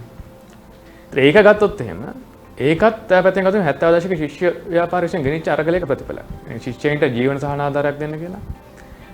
ඒ වකවානුවේ ගෙනිච්ච දෙවන්ත අරගලයක් තිබුණා. ඒ අරගලයේ ප්‍රතිඵලයක් තමයි මහපොළ ශිෂ්‍යත්ව අරමුදල කියන එක නිර්මාණය වෙන්න පදනම් බවට පත් වෙලා තිබුණේ. ඉතින් එන්නේ වගේ ගත්තට පස්සේ ඇත්තටම අර නිදහස් අධ්‍යාපනයට හානි කර එමෙත අපේ රටේ පොදු ශිෂ්‍යයින්ට ශිෂ්‍යයන් අනාගතයට අධ්‍යාපනයට හානි කර යෝජනා පරාජයට පත් කරා වගේම තමයි ඒ නිදහස් අධ්‍යාපනයේ පුළුල් කිරීමේ දිශාවට ගත්තු ජයග්‍රහණ සැලකුතු ප්‍රමාණයක් ශිෂ්‍ය ව්‍යාපාර සටන් ඇතුලේ ලබා ගන්න හැකියාව හම්බෙලා තියෙනවා. මම හිතන්නේ මේ දෙවප්‍රිය සහෝදර දීර්ඝ පැහැදිලි කිරීමක් කරේ මේ ශිෂ්‍ය ව්‍යාපාරය නිදහස් අධ්‍යාපනය රැක ගැනීම වෙනුවෙන් කරපු ප්‍රධාන සටන් පිළිබඳව මම හිතන්නේ මේක අතරේ තියෙන අතුරු සටන් රාශියක්. ඉතින් ඒවා අපිට සඳහන් කරලා ඉවර කරන්න බැරි දිග කතන්දරයක්. කොහොමවත් මේ හරි පැහැදිලි කාරණයක් තියෙනවා මේ අධිපති මතවාදී අධිපති පන්ති නිදහස් අධ්‍යාපනයට එරෙහිව ඉන්න පන්ති ශිෂ්‍ය ව්‍යාපාරය ගැන සහ මේ සටන් ගැන කොච්චරවත් හදන්නේ නෙගටිව් අදහසක් නිකන් කලබලකාරීන්ගේ වැඩක් කියන අදහසක්. ඒක තමයි උන්ට වාසි. ඒක නිසා මේ මොහොතේත් මම හිතන්නේ උන් මේ අදහස ගොඩනගමින් ඉන්නේ. නමුත් ඇත්තටම ගත්තොත් ශිෂ්‍ය ව්‍යාපාරය ඉතා දිගු දැක්මක් සහිතව අපේ රටේ නිදහස් අධ්‍යාපනය ආරක්ෂා කර ගැනීම වෙනුවෙන් විශාල වෙහසක් දාලා තියෙනවා. ඉතින් ඒ ගෞරවය ශිෂ්‍ය ව්‍යාපාරයට හම්බ වෙනවා. දැන් එතනදිම මේ මම හිතන්නේ තව මෙන්න මේ ප්‍රශ්නේ අපි ලියාගෙන යන්න ඕනි කාරණයක්. දැන් අපි නිදහස් අධ්‍යාපනය ආරක්ෂා කර ගැනීම වෙනුවෙන් කතා කරනවා. නිදහස් අධ්‍යාපනය ආරක්ෂා කරන්න ඕනි කියලා කියනවා. දැන් මොකක්ද නිදහස් අධ්‍යාපනය කියන්නේ? දැන් අපේ රටේ දැන් අපි මෙච්චර සටන් කරලා නිදහස් අධ්‍යාපනය කියලා දෙයක් ඉතුරු වෙලා තියෙනවා. දැන් අපි ඔක්කොම සල්ලි වලට නේද ගන්නෙ කියන ප්‍රශ්නේ දැන් අපි ඉස්සරහා තියෙනවා. ඒ නිසා බිමසුතර මම හිතන්නේ ඒ කාරණේ. එක මොකක්ද නිදහස් අධ්‍යාපනය කියන්නේ? අපි ඒක නිර්වචනය කරගන්න ඕනේ හරියටම. හරි. ඊගව කාරණේ තමයි දැන් අපිට ආරක්ෂා කරන්න නිදහස් අධ්‍යාපනයක් ඉතුරු වෙලා තියෙනවද මේ සටන් කරලා කියන කාරණේ. ඔබ මොකක්ද ඒ ගැන දරන අදහස? දැන් පළවෙනි කාරණා ගත්තොත් නිදහස් අධ්‍යාපනය කියලා එකේ ලෝකෙ පොදු පිළිගත් මතය තමයි මම කලිනුත් කිව්වා නොමිලේ අධ්‍යාපනය කියන්නේ. ඒ කියන්නේ ඉගෙන ගැනීම සඳහා කිසිම කෙනෙක්ට ධනවත් දුප්පත් කාටවත් ජාති ආගම් අනුව මුදල් අය නොකර ඉගෙන ගැනීමේ අයිතිය තිබිය යුතුයි කියන්නේ. අද වෙනකොට එක්සත් ජාතීන්ගේ සංවිධානය සාමාන්‍ය ලෝකේ සියලුම රටවල් අද නීතිමයක් වශයෙන්ම පිළිගන්න තිබෙනවා. විශේෂයෙන්ම ප්‍රාථමික සහ ද්විතීක අධ්‍යාපනය අනිවාර්යෙන් නොමිලේ විය යුතුයි කියන්නේ. දැන් මීට කලින් නොමිලේ අධ්‍යාපන ක්‍රමය නොතිබිච්ච රටවල් වල පවා දැන් සමහර රටවල් නොමිලේ අධ්‍යාපන ක්‍රමය පැත්තට යමිනුත් තියෙන රටවලුත් තිබෙනවා. ඒ නිසා මේ දැන් නොමිලේ කියන එකේ වැදගත්කම දැන් සමහර අය තර්ක කරනවානේ නිදහස් අධ්‍යාපනයේ අධ්‍යාපන නිදහසද කියලා. නේ දැන් මේ නොමිලේ හරි පැහැදිලි මේ නොමිලේ අධ්‍යාපනය තමයි ලෝකේ ආණ්ඩුවේ ප්‍රතිපත්තිය. එක්සත් ජාතීන්ගේ ප්‍රතිපත්තිය ඒක සල්ලි නැතු ඉගෙන ගන්න. මොකද සල්ලි තමයි මුදල් බලය තමයි අධිකාරසවරය වර්තමාන සමාජ ක්‍රමයේ මුදල් බලය තිබෙනවා නම් අනිත් සංස්කෘතික අයිතිවාසිකම්ද නීතිමය රැකවරණයන්ද අනිකුත් ගොඩාක් දේ ලබා ගත හැකියි. මොකද මේ සමාජය හදලා තිබෙන්නේ මුදල් බලය මතනේ. නේ මුදල් තියෙනවා නම් ජනාධිපති සමාවල් ලැබෙනවා, මුදල් තියෙනවා නම් වෙන තනතුරු ලැබෙනවා, ඇගයීම් ලැබෙනවා, ගරු කිරීම ලැබෙනවා. දැන් පාරක ට්‍රැෆික් වැරද්දක් කරත් ත්‍රිරෝද රථයක් වාහනයක්, බෙන්ස් එකක් වාහනයක් නමුත් බෙන්ස් එකට වෙන සැලකිල්ලක් තියෙන්නේ මොකෝ ඒක වැඩි වටිනාකමක් තියෙන එකක් නිසානේ. ඒ නිසා මුදල් වලින් තමයි සමාජ අසමානතාවය වැඩි කරන්න මුදල් තදින් බලපාන.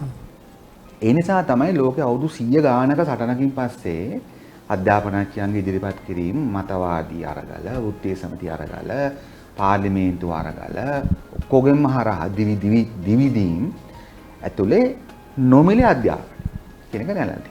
ඒ මේ නොමිල හැබැයි ඒ නිසා අපි සටන් කන්නම් කරමෙතුමා ඇති කරේ ඒක. කියන්නේ ධනේශ්වර මතවාදී නිදහස් නෑනේ මේ අධ්‍යාපනය. මේක තියෙන ධනේශ්වර මතවාදී. මේකෙන් හදන්නේ ධනේශ්වර මේ සමාජ ක්‍රමයට ගැලපෙන වෘත්තිකේ. කම්කරුවෝ. ඒ නිසානේ මේ ලෝකෙ මෙච්චර නරක තැනක් වෙලා තියෙන්නේ. දැන් මේ අධ්‍යාපනයෙන් හොඳ ලෝකයක් හැදෙන්නේ නැහැ. හොඳ සමාජයක් හැදෙන්නේ නැහැ. හරි. මොකද මේ හැදෙන්නේ එපා. දැන් සමහර අය තන් ඉන්නවනේ මේ දැන් මේක ඉගෙන ගත්තොත් මිනිස්සු මාර එහෙමම වෙන්නේ නැහැ. හරි. ඒක වෙනම කතාවක්. නමුත් මිනිස්සුන්ට හැම කෙනෙක්ටම ඉගෙන ගන්න තිබෙන අවස්ථාව කියලා කියන්නේ රටක සහ පුද්ගලයෙක්ගේ සංවර්ධනයට බලපාන වැඩිම බලපාන තනි සාධකය. අපිට මිනිස්සෙක් වෙන්න සාපේක්ෂව පරිපූර්ණත්වයේ පැත්තට කිට්ටු වෙච්ච පුරවැසියෙක් වෙන්න අපිට ගොඩක් දේවල් අවශ්‍යයි. ඒකේ අංක 1 අධ්‍යාපනය කියලා සලකනවා. ඒ නිසා නොමිලේ අධ්‍යාපන ක්‍රමයේ වැදගත්කම වෙන දේ තමයි හැම කෙනාටම මේ අධ්‍යාපනය ලබා ගන්න අයිතිය සැලසෙන්නේ. එතකොට ඒකෙන් අමතර තව සාධක ගොඩකුත් ලැබෙනවා. ඒ කියන්නේ මිනිසුන්ගේ මට මේව කියන්න වෙලාව යනවා. ඒ කියන්නේ දැන් මිනිසුන්ගේ අධ්‍යාපන මට්ටම මිනිසුන්ගේ සෞඛ්‍ය මට්ටම හරි එකට යන්නේ. එක ගෑනු ළමයි 100ක් 6 වසරෙන් ඉස්කෝලේ නතර වුණොත් සහ 7 වසරෙන් ඉස්කෝලේ නතර වුණොත් එක වසරක විශේෂයෙන්ම ගෑනු ළමයින්ගේ එක වසරක අධ්‍යාපනයේ වෙනස දරුවන්ගේ මරණ අනුපාතකය වැඩි කරනවා. 6වත් මං කියන්නේ ඒ මට්ටමට මේක තියෙනවා. ඒ නිසා හරි පැහැදිලි කාරණයක් තමයි ඒක. දැන් මම අර කියවන්න ගිය එකත් මම චුට්ටක් කියන්න ඇති කර සහෝදරයා. අර මේ අපි ලියපු එකක් නෙමෙයි. මේ අධ්‍යාපනය කියන්නේ හැම පැත්තටම බලපාන එකක්. වුන් කියනවා මේ free education policy in Sri Lanka it has benefited generations of students and has enabled Sri Lanka to succeed in achieving the Millennium Development Goal of Universal Primary Education. ඒතර අපේ රටේ අපිට මානව සංවර්ධන දර්ශක ගොඩක් අත්පත් කරගන්න උදව් කරපු දෙයක් තමයි මේ නොමිලේ අධ්‍යාපනය. ඒ නිසා දැන් මේකේ නිසා මේ අධ්‍යාපන නිදහස හරි වෙන කතන්දරයක් නෙමෙයි. අපිට ළමයි 5 දෙනෙක් උගන්වන්න බැරිද? මට ඕනනම් ටියුෂන් ක්ලාස් එකක් දාගන්න බැරිද? එහෙම කතාවක් නෙමෙයි.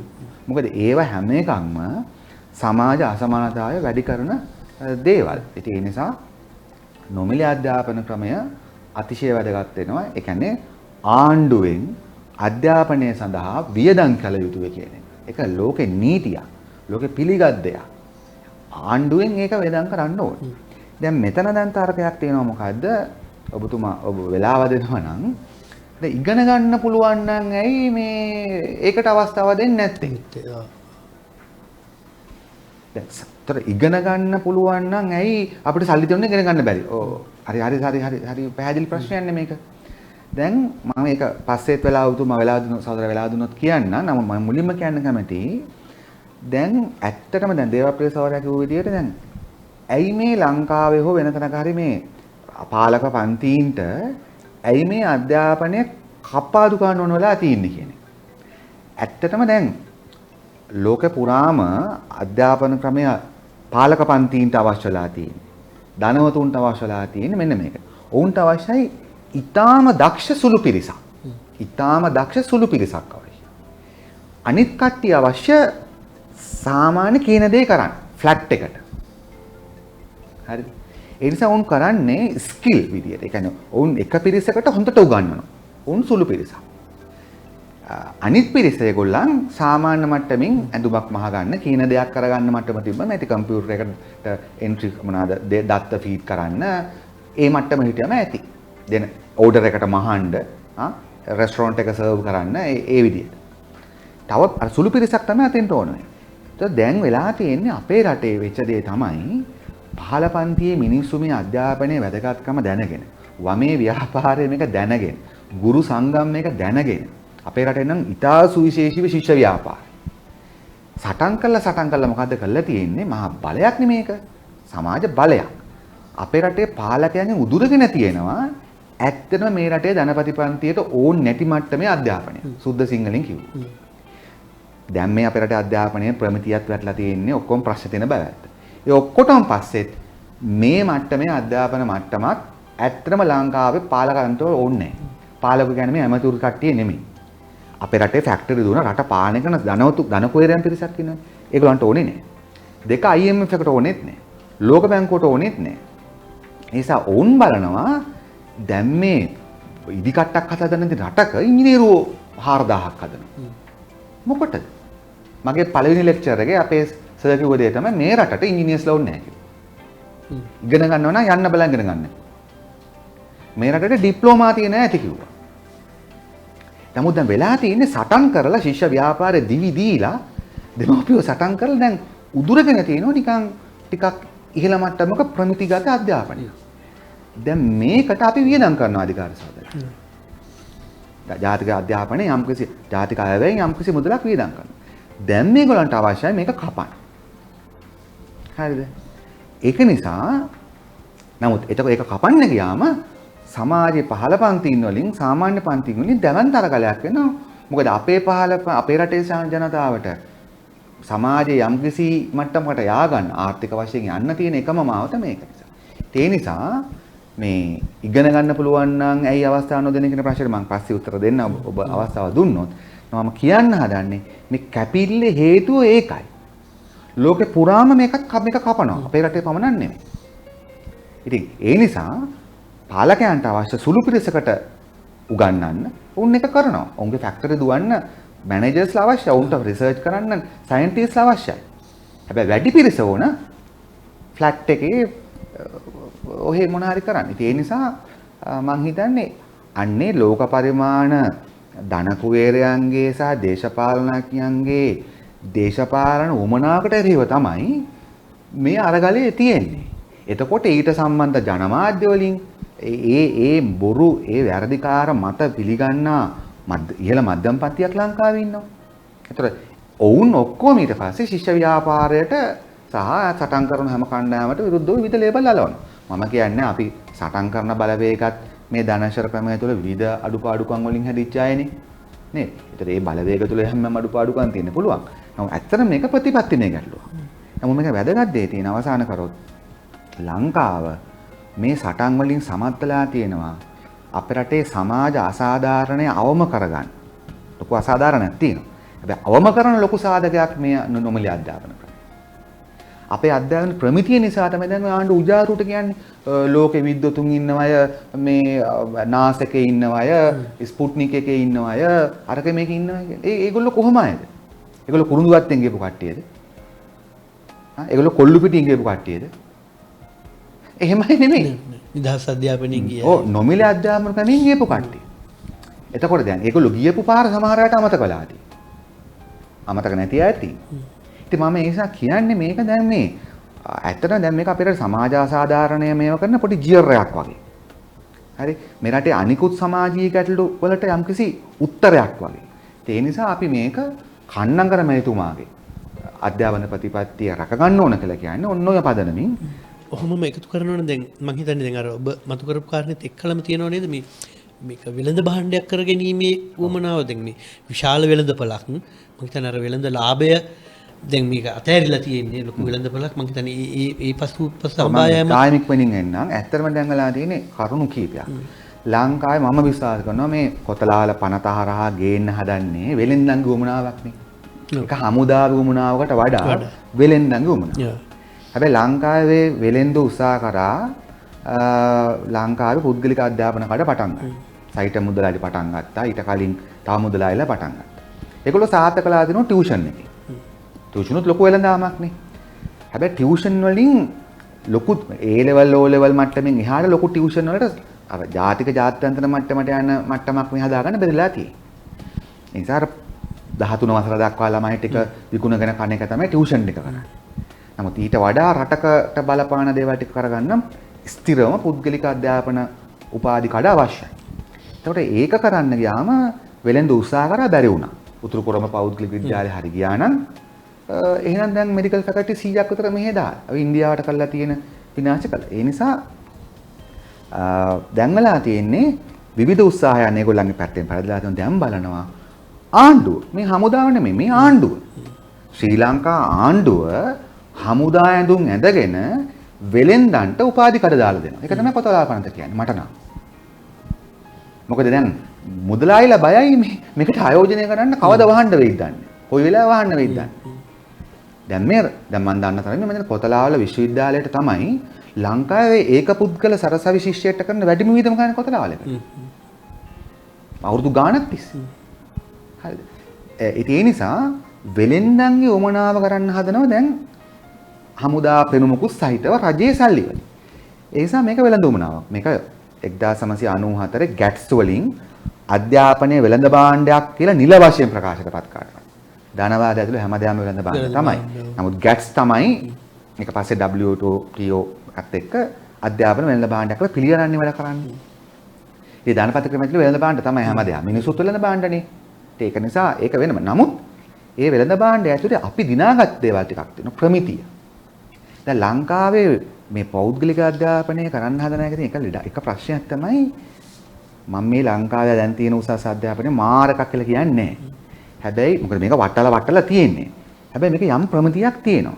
දැන් ඒ ප්‍රමිතියට අනුව පුද්ගලික අධ්‍යාපන ආදන පටන් ගන්න අමාරුයි. ඒ නිසා දැන් ලංකාවේ පුද්ගලික කඩ දාන්නත් ඕනේ. ප්‍රමිතිය අඩු වෙන්නත් ඕනේ. එතකොට දැන් ඒතර අවශ්‍යතාවය දෙකම සම්පූර්ණ කරන්න. ඒ දෙකම දැන් මේ කොතලාලපනතේ තියෙනවා. මම සහෝදරයා කියයි. මම ඒක ගොඩාක් ඒ පිළිබඳ විශේෂඥයෙක් නෙමෙයි. දැන් UGC එකෙන් පනත් උපාධි පාඨමාලා අනුමත කිරීමට තිබෙන බලය ඒ කොතලාවලකට ඕනෙ වෙන්නේ. මොකද UGC එක යම්කිසි ප්‍රමිතියකට තමයි උපාධි පාඨමාලා හදන්නේ. කවුරුහරි ප්‍රොෆෙසර් කෙනෙක් නෝට් එකක් හදලා දුන්නාට මේක උපාධි කෝස් එකක් ගන්නකොට UGC එකෙන් අනුමත කරන්නේ නැහැ. හැබැයි කොතලාවල එක එහෙම පුළුවන්. නිසා අරමුණු දෙකක් ඕනේ. වෙලෙන්දන්ට අවශ්‍ය කරන නීති රාමුව සහ වෙලෙන්දන්ට අවශ්‍ය කරන ප්‍රැක්ටිස් එක හදලා දෙන්න ඕනේ. වෙලෙන්ද මම කියන්නේ අධ්‍යාපනය විකුණන අයට. දෙක ප්‍රමිතිය අඩු කරන්න. දැන් මම අහන ප්‍රශ්නේ මේක. දැන් මගේ පුතා මම ආසයි ලංකාවේ ක්‍රිකට් ක්‍රීඩනයේ සෙල්ලම් කරනවා. මම ආසයි මගේ දුව ලංකාවේ මේ ඔලිම්පික් නියෝජනය කරන ක්‍රීඩිකාවක් වෙනවා. හැබැයි දැන් එහෙම කියලා මම කියනවාද ලංකාවේ ක්‍රිකට් කණ්ඩායමට මෙන්න මෙහෙම. හැබැයි මගේ පුතා ඇත්තට දක්ෂ නෑ. එයා ටෙස්ට් මට්ටමට එන දක්ෂ නෑ. ඒ නිසා පොඩ්ඩක් ලංකාවේ ක්‍රිකට් ටීම් එකේ මට්ටම පොඩ්ඩක් මේ ටෙස්ට් වලින් පොඩ්ඩක් පහළට දාලා දෙන්න බැරිද? එතකොට මගේ පුතාටත් යන්න පුළුවන්. අපි එහෙම කියන්නේ නෑනේ අධිකාර සහෝදරය. අපි කියන්නේ පුතාට ඔයා තව ප්‍රැක්ටිස් කරලා තව මහන්සිලා ටෙස්ට් ටීම් එකට යන්න. ඒක සාධාරණයිනේ. හැබැයි දැන් අධ්‍යාපනයට විතරක් අමුතු තර්කයක් කියනවා. මොකද්ද? අනේ බලන්නකො මේ මගේ දරුවා මට දොස්තර කරගන්න ඕන. මට මගේ දරුවා ඉංජිනේරුව කරගන්න ඕන. ඒ නිසා එයාට මේ දින විශ්වවිද්‍යාලයට යන්න බෑ. ඒකට ලකුණු මදි. ඒ නිසා පොඩ්ඩක් මේක අඩු කරලා දෙන්න. ඉතින් පුදුම තර්කයක්. එතන මොකද්ද වෙන්නේ? එකක් මුදල් බලය එනවා. දෙක ප්‍රමිතිය බහිනවා. නමුත් මෙතන ඇත්ත ප්‍රශ්නකුත් තියෙනවා. ලංකාවේ දරුවෝ 3,10,000 අවුරුද්දකට උපදින් 3,10,000න් ෆ්‍රෙෂ් අයි එකෙන් පළමු වර උසස් පෙළින් ගන්නෙ මේ දේවප්‍රිය සහෝදරයා මම හිතන්නේ ගන්නේ 30000ක් වගේ. ඔය 40000 ගන්න සෙකන්ඩ් ෂයි තර්ඩ් ෂයි ඔක්කොම එක්කනේ. මගේ ඉලක්කම වැරදි නම් ඔබ නිවැරදි කරන්න. 40000ක් ගන්නකොට 30000ක් විතර තමයි ෆ්‍රෙෂ් අයි එකෙන් යන්නේ. දැන් මෙඩිකල් ෆැකල්ටි වල ගත්තොත් සෙකන්ඩ් ෂයි එකෙන් තමයි 165ක් විතර යන්නේ. එතකොට දැන් 3,10,000ක පරම්පරාවකින් 30000යි විශ්වවිද්‍යාලයක. එතකොට ඒ කියන්නේ එක පරම්පරාවෙන් 10%යි. ලෝකයේ අඩුම එක. ඒ නිසා අපිට පොදු අරගලයක් තියෙන්න ඕන මොකක්ද? ඒ නිසා දැන් මේ විශ්වවිද්‍යාලය යන්න බැරි වෙන දරුවෝ දුර්වල ළමයි නෙමෙයි. ඉගෙන ගන්න ඉතා දක්ෂ ළමයි. හැබැයි අපේ රටේ විශ්වවිද්‍යාල ගේට්ටු පොඩි. අපි කියන්නේ නිසා ගේට්ටු ලොකු කරන්න. අලුත් විශ්වවිද්‍යාල හදන්න. ඒත් මේ නිසා අපි කියන්නේ අපි දැන් මේ පුද්ගලික අධ්‍යාපන ඉල්ලන දෙමාපියෝයි පුද්ගලික නොමිලේ අධ්‍යාපනයට කරන මේ ශිෂ්‍ය ව්‍යාපාරය සහ ආචාර්යවරු කරන සටනයි එකක් වෙන්න ඕන. මොකද්ද? අපි පාලකයන්ට කියන්න ඕන ලෝකේ අඩුමගයක් මේක තියෙන්නේ. පරම්පරාවකින් අඩු ගානේ 35%ක්වත් රාජ්‍ය නොමිලේ විශ්වවිද්‍යාලයට බඳව ගැනීමවල වෙලා මේ පුද්ගලික සාකච්ඡාව ගමු. අපිත් ඒක එකඟ නැහැ. අඩු ගානේ 35 50ක්වත් අරගෙන ඉවර වෙලා මේ සාකච්ඡාව ගමු. නිසා ප්‍රමිතියත් අඩු කරලා මුදලට උපාධි කඩ දාන බෙලෙන්දන්ගේ උමනාවට අධ්‍යාපන කඩ හදන ක්‍රමයකට අප නම් එකඟ වෙන්නේ නැහැ. කොතලාවල පනත කියන්නේ අන්න ඒකයි. ඒ නිසා අධ්‍යාපනයේ වෙළඳ භාණ්ඩයක් වීමෙන් වෙන දේ තමයි සමාජ අසාධාරණය වැඩි වෙනවා. අධ්‍යාපනයේ ප්‍රමිතිය බහිනවා. ඇතනති පරතරය වැඩි කරනවා. ඔය වගේ ගණන රාශියක් වෙනවා. ඉතින් ඒ නිසා මේක ලෝකේ පුරාම තියෙන අරගලයක්. අපේ රටේ පමණක් නෙමෙයි. අපේ රටේ විශේෂත්වය තියෙන්නේ අපේ රටේ ශිෂ්‍ය ව්‍යාපාර සම්මේලන නැත්නම් ගුරු සංඝම්, ආචාර්ය සංඝම්, දෙමව්පියෝ උනුත් එකතු වෙලා මේක රැක ගන්න ලොකු සටනක් කරනවා. මේ දවස්වල කියන්නේ ලොකු තර්කයක් තමයි මේ නිදහස් අධ්‍යාපනයට එරෙහිව ගේන එකක් මේ අධ්‍යාපනයේ බැරි සල්ලි තියන අයට ඉගෙන ගන්න ඉඩක් හදන්න ඕනේ ඒක නිසා මේක දෙන්න ඕනේ කියන එක. තව එකක් තමයි විදේශ විනිමය විශාල ප්‍රමාණයක් ඇදිලා යනවා ඒක නිසා මේක දෙන්න ඕනේ කියන එක. නමුත් ඇත්ත කතන්දරේ මේක යට හැංගිලා තියෙන එක අපිට හරි පැහැදිලි මේක මේ වෙන මේ තියෙන අර්බුදය පාවිච්චි කරලා වෙන තැනකට පන්නලා. ඉතින් අපි ඇත්තටම හරියටම අඳුන ගන්න ඕනේ මේ අර්බුදයට උත්තරේ විනාඩියක් ගන්නවා. මම විනාඩියක්ම ගන්නම් හරියටම. කමන්නේ. ඒ කියන්නේ විදේශ විනිමය තර්කය තියෙනවා. ඇත්තටම සහෝදරයා දැන් මොකද්ද මේ තියෙන්නේ? අපේ රටේ දළ ජාතික නිෂ්පාදිතයෙන් අධ්‍යාපනයට දැන් යන්නේ 1.9ක් වගේ. දශමන උසස් අධ්‍යාපනයද සමස්ත අධ්‍යාපනය. සමස්ත අධ්‍යාපනය 0.9. එතකොට ඔබ බලන්න මේ රාජ්‍ය දේපල් රාජ්‍ය ආදායම කොහෙටද යන්නේ? යන්නේ මේ හොරකම් කරන්නයි නාස්තිකාර වැඩවලටයි ණය අරගෙන ණයට පොලිය ගෙවන්න අපේ සල්ලි යන්නේ. නමුත් දැන් කියනවා අපි අධ්‍යාපනය හරි ලොකු වැය බරක්. හැබැයි වැය බර මේ 0.9යි. අයිවජෙනිස්ගේ කාලේ 4.2යි. සුද්දා ඉන්න කාලේ. එතකොට ඒ නිසා මේ අධ්‍යාපනයේ ඉතා අඩු වියදමක් රාජ්‍ය අධ්‍යාපනය කඩනම් කර මැතිතුමා ඊට කලින් අධ්‍යාපනඥයෝ කියපු ප්‍රතිපත්ති සහ මුලින්ම කපන එක තමයි දැන් මේ කරන්නේ. ඒ නිසා විදේශ විනිමය පිට ගිහිල්ලා තියෙන්නේ මොකටද? අපි දැන් ඩොලර් බිලියනයක් කිව්වේ රුපියල් වලින්ද? ඒ ඩොලර් බිලියනෙන් කරපුවා පෙන්වන්න කියන්නකො ආණ්ඩුවට. දැන් ඩොලර් බිලියනක ණයක් අපි ගෙව්වා. ඒ ඩොලර් බිලියනෙන් කරපුවා පෙන්වන්න කියන්නේ. නිසා මේ සහ මුලින්ම තියෙන්නේ විදේශ විනිමය නාස්ති කරන වැඩ 1000ක් තිබියදී මේ අධ්‍යාපනයේ මුදල් කපන්න තමයි මේක තෝරන්නේ. ඒ වගේ මම තවත් කරුණක් කියලා ඉවර කරන්නම් ඔබ අහන තවත් දෙයක් තියෙනවා. අපේ රටේ අධිකාර සහෝදරයා රාජ්‍ය විශ්වවිද්‍යාල පද්ධතිය බිඳවට්ටන්නේ නැතුව පෞද්ගලික අධ්‍යාපන විශ්වවිද්‍යාල පද්ධතියක් දුවන්න බෑ. ඔබතුමා සහෝදර පස්සෙලාක අවස්ථාව දුන්නොත් මම කතා කරන්න. මට ඒකත් කිව්ව යුතුයි මේ වෙලාවේ. මොකද අනිවාර්යයෙන්ම රාජ්‍ය විශ්වවිද්‍යාල ආචාර්යතුකම තමයි ඔය පුද්ගලිකවට ඇදලා ගන්නේ. පෞද්ගලික රෝහල් වලට රජයේ විශේෂඥ වෛද්‍යවරු ඇදගෙන අද අනුරාධපුරයට, පදවියට, මුලතිව් වලට, බලංගොඩට නැත්නම් ගාමීය ප්‍රදේශවල විශේෂඥ වෛද්‍යවරු නැති වුණා වගේ. ඒවම තමයි සයිටම් එකේ දිව්වේ කාගෙත්. සයිටම් එකේ දාපු දැන්වීම් තාමත් මල් ළඟ තියෙනවා. අපේ ආචාර්ය මණ්ඩලයෙන් 90%ක්ම රාජ්‍ය විශ්වවිද්‍යාල ආචාර්ය එතකොට අදත් මම උදේ කතා කරා මේ සංවාදයෙන් කලින් කොළඹ වෛද්‍ය පීඨ ලංකාවේ ප්‍රෙස්ටිජියස් මෙඩිකල් ෆැකල්ටි එකේ ආචාර්යවරයෙක්ට කොච්චරද ටීචර් කාඩර් එක කියලා. ඒ කියනවා තමන්ගේ දෙපාර්තමේන්තුවේ ඉන්න ටීචර් කාඩර් එක වෛද්‍ය මහාචාර්යවරයෙක් තමන්ගේ දෙපාර්තමේන්තුවේ ටීචර් කාඩර් එකෙන් 50%ක්ව දැන්නේ. කොළඹ වෛද්‍ය පීඨේ. ඒ නිසා වෙන දේ තමයි කඩ පටන් ගත්තොත් මේ තියෙන රාජ්‍ය විශ්වවිද්‍යාල පද්ධතිය බිඳවට්ටම් මිසක් ඒ පෞද්ගලික අධ්‍යාපන පද්ධතිය දුවන්න බෑ. ඒ නිසා යම්කිසි සාධාරණ තරඟකින් සාධාරණ මොකද්ද මේ උසස් පෙළ විභාගයකින් නේ ඒ කියන්නේ තරඟකාරී තරඟකින් ගිහිල්ලා පත් වෙච්ච දරුවන්ගේ අධ්‍යාපනය බිඳවට්ටමින් පෞද්ගලික විශ්වවිද්‍යාල පද්ධතියක් ආරම්භ කිරීම මම හිතන්නේ කොහෙත්ම සාධාරණයි කියලා. ඉතින් අපි පස්සේ කතා කරමු. හරි. දැන් අපි මේ මම හිතනවා මේ නිශ්චිත කාරණේ අපේ කොතලාවල පනත ඒක නිසා මෙතෙන්ට එන්න ඕනි. කොතලාවල පනත මම හිතන්නේ ගොඩක් අයට මේ කොතලාවල පනත කියන්නේ මොකද්ද මේක හරි පැටලිලක් තියෙන්නේ. සමහර අය හිතන් ඉන්නවා අපි මේ ඩිෆෙන්ස් ඇකඩමි එකට විරුද්ධව අරගලයක් කරනවා කියලා. ඒකේ සමහර අය කලබල වෙලා ඉන්නවා. පනත ගැන හොඳ අදහසක් නැහැ. ඒක නිසා මම හිතනවා මේ පනත මොකක්ද කියලා අපි හැමෝටම තේරෙන විදිහට කියලා දෙන්න වෙයි. මේකේ මොකද්ද ව්‍යුහය? මේකේ මොකද්ද අරමුණ කියන එක. ඒ නිසා මට හිතෙනවා මේකේ මේ හොඳම අවබෝධය තියෙන දැන් දේවප්‍රිය සහෝදරයාට මේක පැහැදිලි කරමු අපි මේ රටේ මිනිස්සුන්ට හැමෝටම මොකද්ද කොතලාවල පනත කියන්නේ කියලා. ඇත්තටම මේ දැන් මේක අර දැන් සහෝදරයෙක් කිව්වා වගේම මේ ගැට ගැහලා තියෙනවානේ කොතලාවල ආරක්ෂක විශ්වවිද්‍යාලයත් එක්ක. ඒ නිසා එතනින්ම පටන් ගත්තොත් හොඳයි කියලා හිතෙනවා. ඒතකොට එහෙම කරොත් තමයි අපිට මේ දෙක ඇත්තටම වෙනස පැහැදිලි වෙන්නේ. ඒතර කොතලාවල ආරක්ෂක විශ්වවිද්‍යාලය. කලින් ගත්තොත් කොතලාවල ආරක්ෂක අභ්‍යාස ආයතනය. ආරම්භ කරන්නේ 1981 අවුරුද්දේ. 81 අවුරුද්දේ අංක 68 දරන පනතත් එක්ක. ඒතර ඒ වෙලාවේ ගත්තොත් එහෙම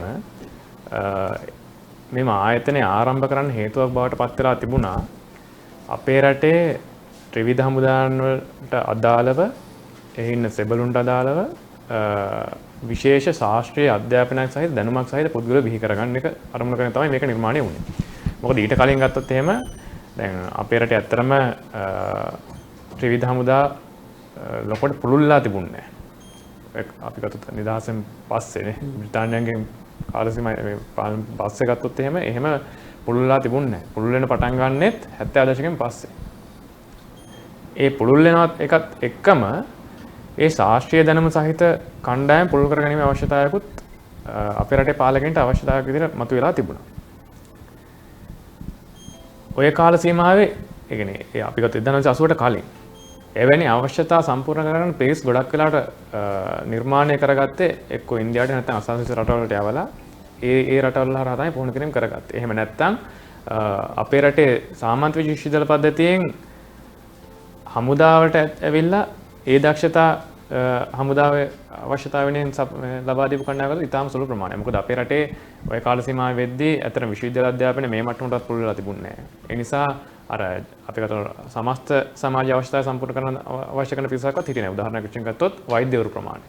සමාජ අවස්ථාවට ඇති වෙන්න තිබුණේත් නැහැ. ඒ නිසා හමුදාවට බැඳෙන්න හැරි එහෙම පුළුවන් වෛද්‍යවරු හොයාගන්න එහෙම හම්බෙන්නේ නැහැ. ඊටාම සුළු ප්‍රමාණයක් තමයි හිටියොත් ඉන්නේ. ඉතින් ඔන්න ඔය තත්ත්වය නිසාම තමයි ඒ වෙලාවේ ආණ්ඩුව පැත්තෙන් සාකච්ඡාවක් ආවේ ආරක්ෂක හමුදාවල අවශ්‍යතාවය වෙනුවෙන් එහෙම පිරිසක් නිර්මාණය කරන ආයතනයක් අවශ්‍යයි කියලා. ඉතින් ඒ සාකච්ඡාවත් එක්කම තමයි 81 දී කොතලාවල ආරක්ෂක අභ්‍යාස ආයතනය බිහි වෙන්නේ. ඒක බිහි වුණාට එතකොට ඒ වෙලාවෙත් මේක හරහා ලබා දෙන අධ්‍යාපනයේ මට්ටම මොකක්ද කියන එක ගැන හොඳම අදහසක් තිබිලා නැහැ. ඒක අපිට පේන්නේ ඇත්තටම 1988 දී මේකට මේ පන්තර එනවා සංශෝධනය.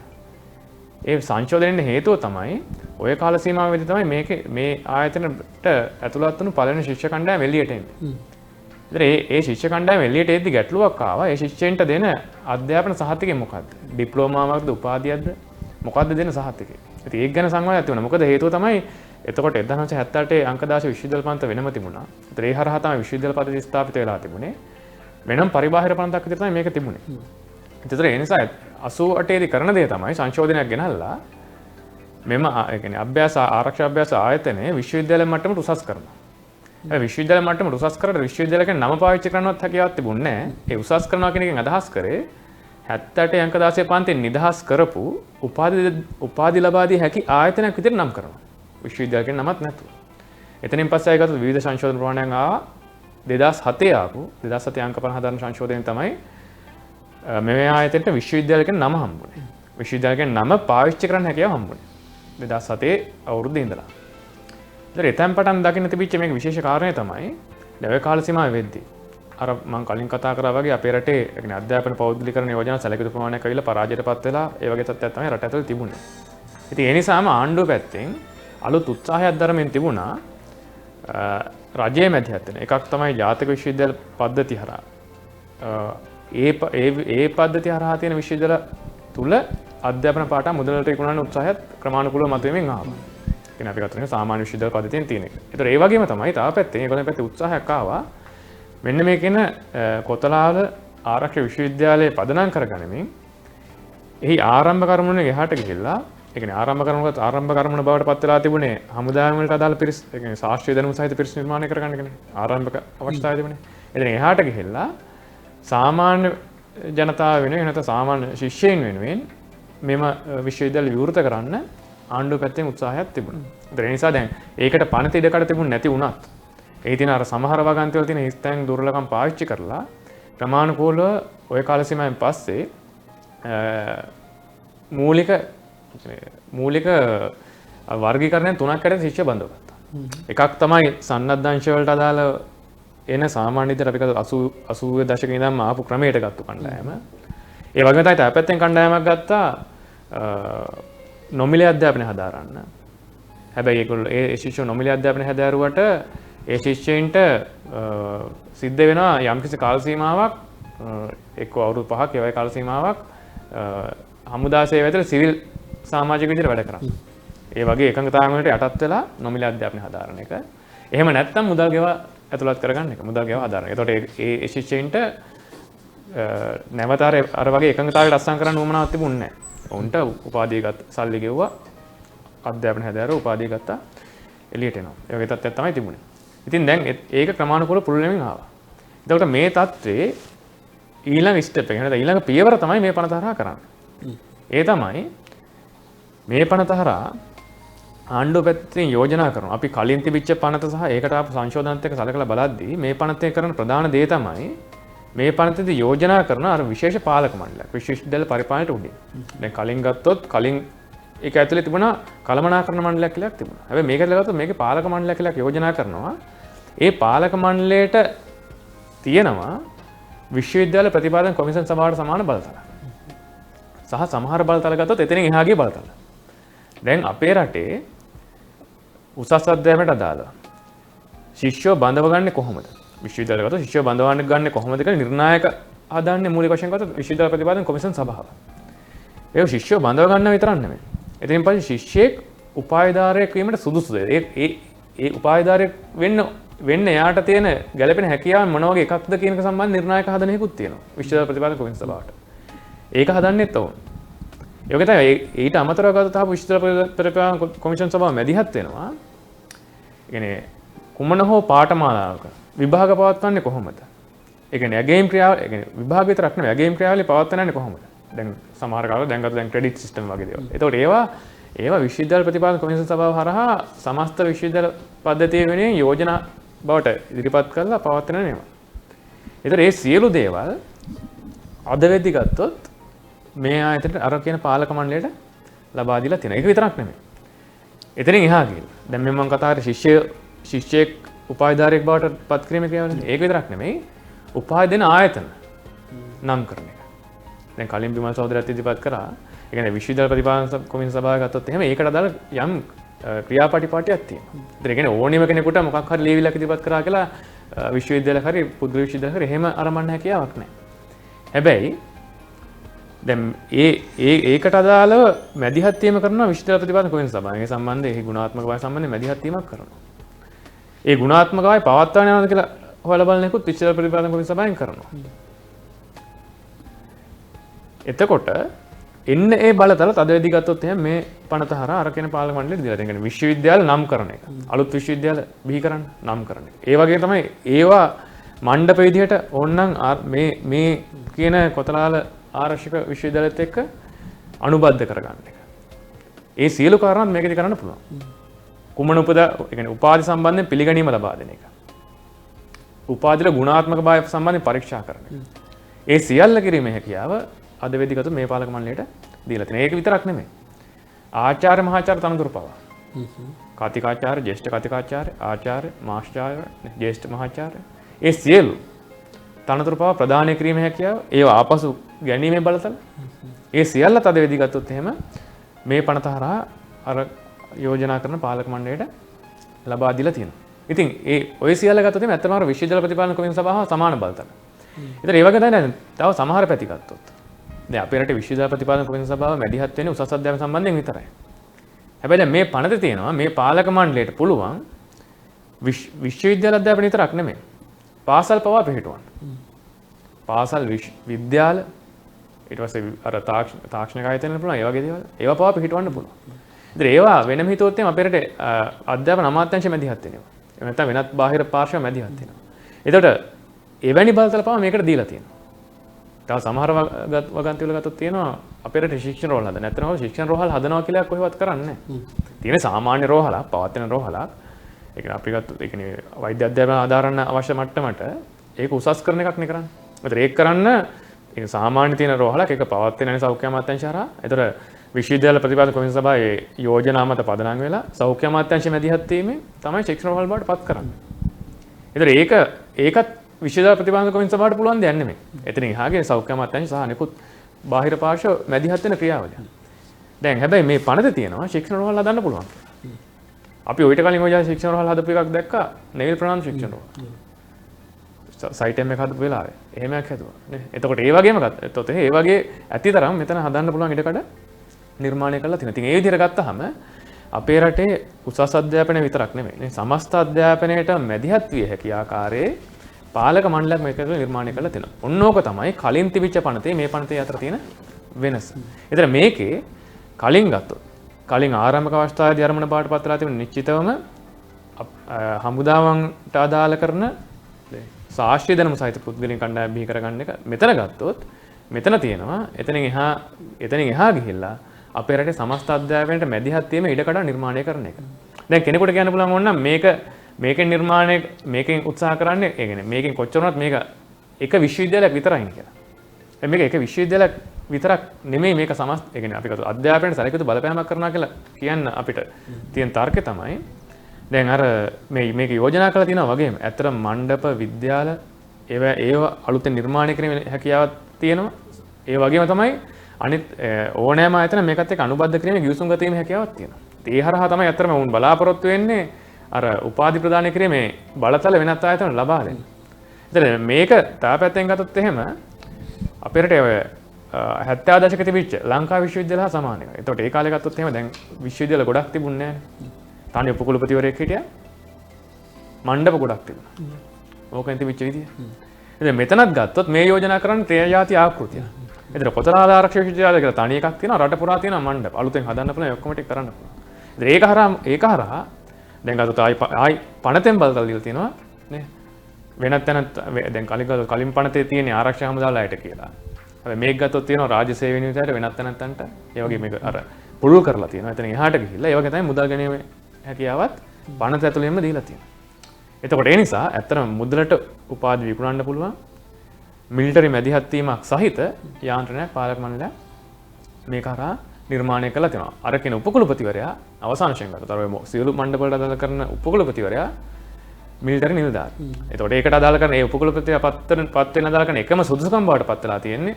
ඒ කියන්නේ මේක යෝජනා කරන සුදුසුකම් කියලා කියන්නේ එක්කෝ යුද හමුදාවේ නම් මේජර් ජෙනරාල් කෙනෙක් තනතුරෙන් උඩ කෙනෙක්. එහෙම නැත්නම් රියාද් මිලිටරි තනතුරෙන් උඩ කෙනෙක්. එහෙම නැත්නම් එයා වයිස් මාර්ෂල් තනතුරෙන් උඩ කෙනෙක්. ඕක තමයි එකම සුදුසුකම. එතකොට එවැනි උපකුලපතියෙක් කරා බිහි වුණු මණ්ඩප නිර්මාණය කරන්න පුළුවන් අනිත් ආයතන සංගීසුම් ගත වෙන්න පුළුවන් පාලක මණ්ඩලයක් නිර්මාණය කරන එක තමයි මේ පනතේ මූලික වශයෙන් අරමුණ බවට පත් වෙලා තියෙන්නේ. ඉතාම පැහැදිලි අර මේ ඒ කියන්නේ පෞද්ගලීකරණ කිරීමේ අරමුණෙන් හදාගත් හදපු ව්‍යුහයක් නේ තියෙන්නේ. ඔව් ඒ කියන්නේ දැන් මේකේ පැහැදිලිවම තියෙනවා. දැන් අපි ගත්තොත් දැන් කලින් පනත ඇතුලේ ඒකේ නෑනේ මුදල් අය කිරීමක් ගැන. ශික්ෂණයේ මුදල් අය කිරීම. හැබැයි මේකේ වෙනම වගන්ති තියෙනවා මුදල් අය කරන ආකාරය, ඊතර ගාස්තු පිළිබඳ තීන්දුව తీරන ගන්න හැටි. ඒ සියල්ල ගත්තොත් මේ පනත ඇතුලේ තියෙනවා. ඉතින් මේක තාපනය ගත්තොත් රාජ්‍ය ආයතන. ඒ කියන්නේ ජනතාවගේ බදු මුදලින් තමයි මේ ආයතන මේක නඩත්තු වෙන්නේ. ආරක්ෂා අමාත්‍යාංශය හරහා ජනතාවගේ බදු මුදලින් නඩත්තු වෙන්නේ.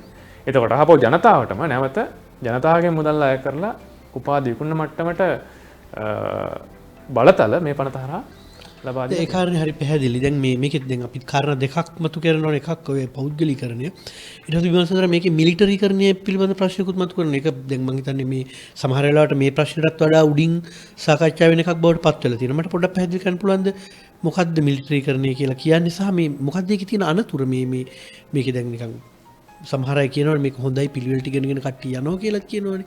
ඒක පොඩ්ඩක් පැහැදිලි කරමුද අපි? ඇත්තටම ගත්තොත් මෙහෙමයි දැන් මෙතන පැහැදිලිවම සහෝදරයා විකිනීම පැත්ත කිව්වා මේකේ පැහැදිලිවම හමුදාකරණයක් අධ්‍යාපනය හමුදාකරණයක් තියෙනවා.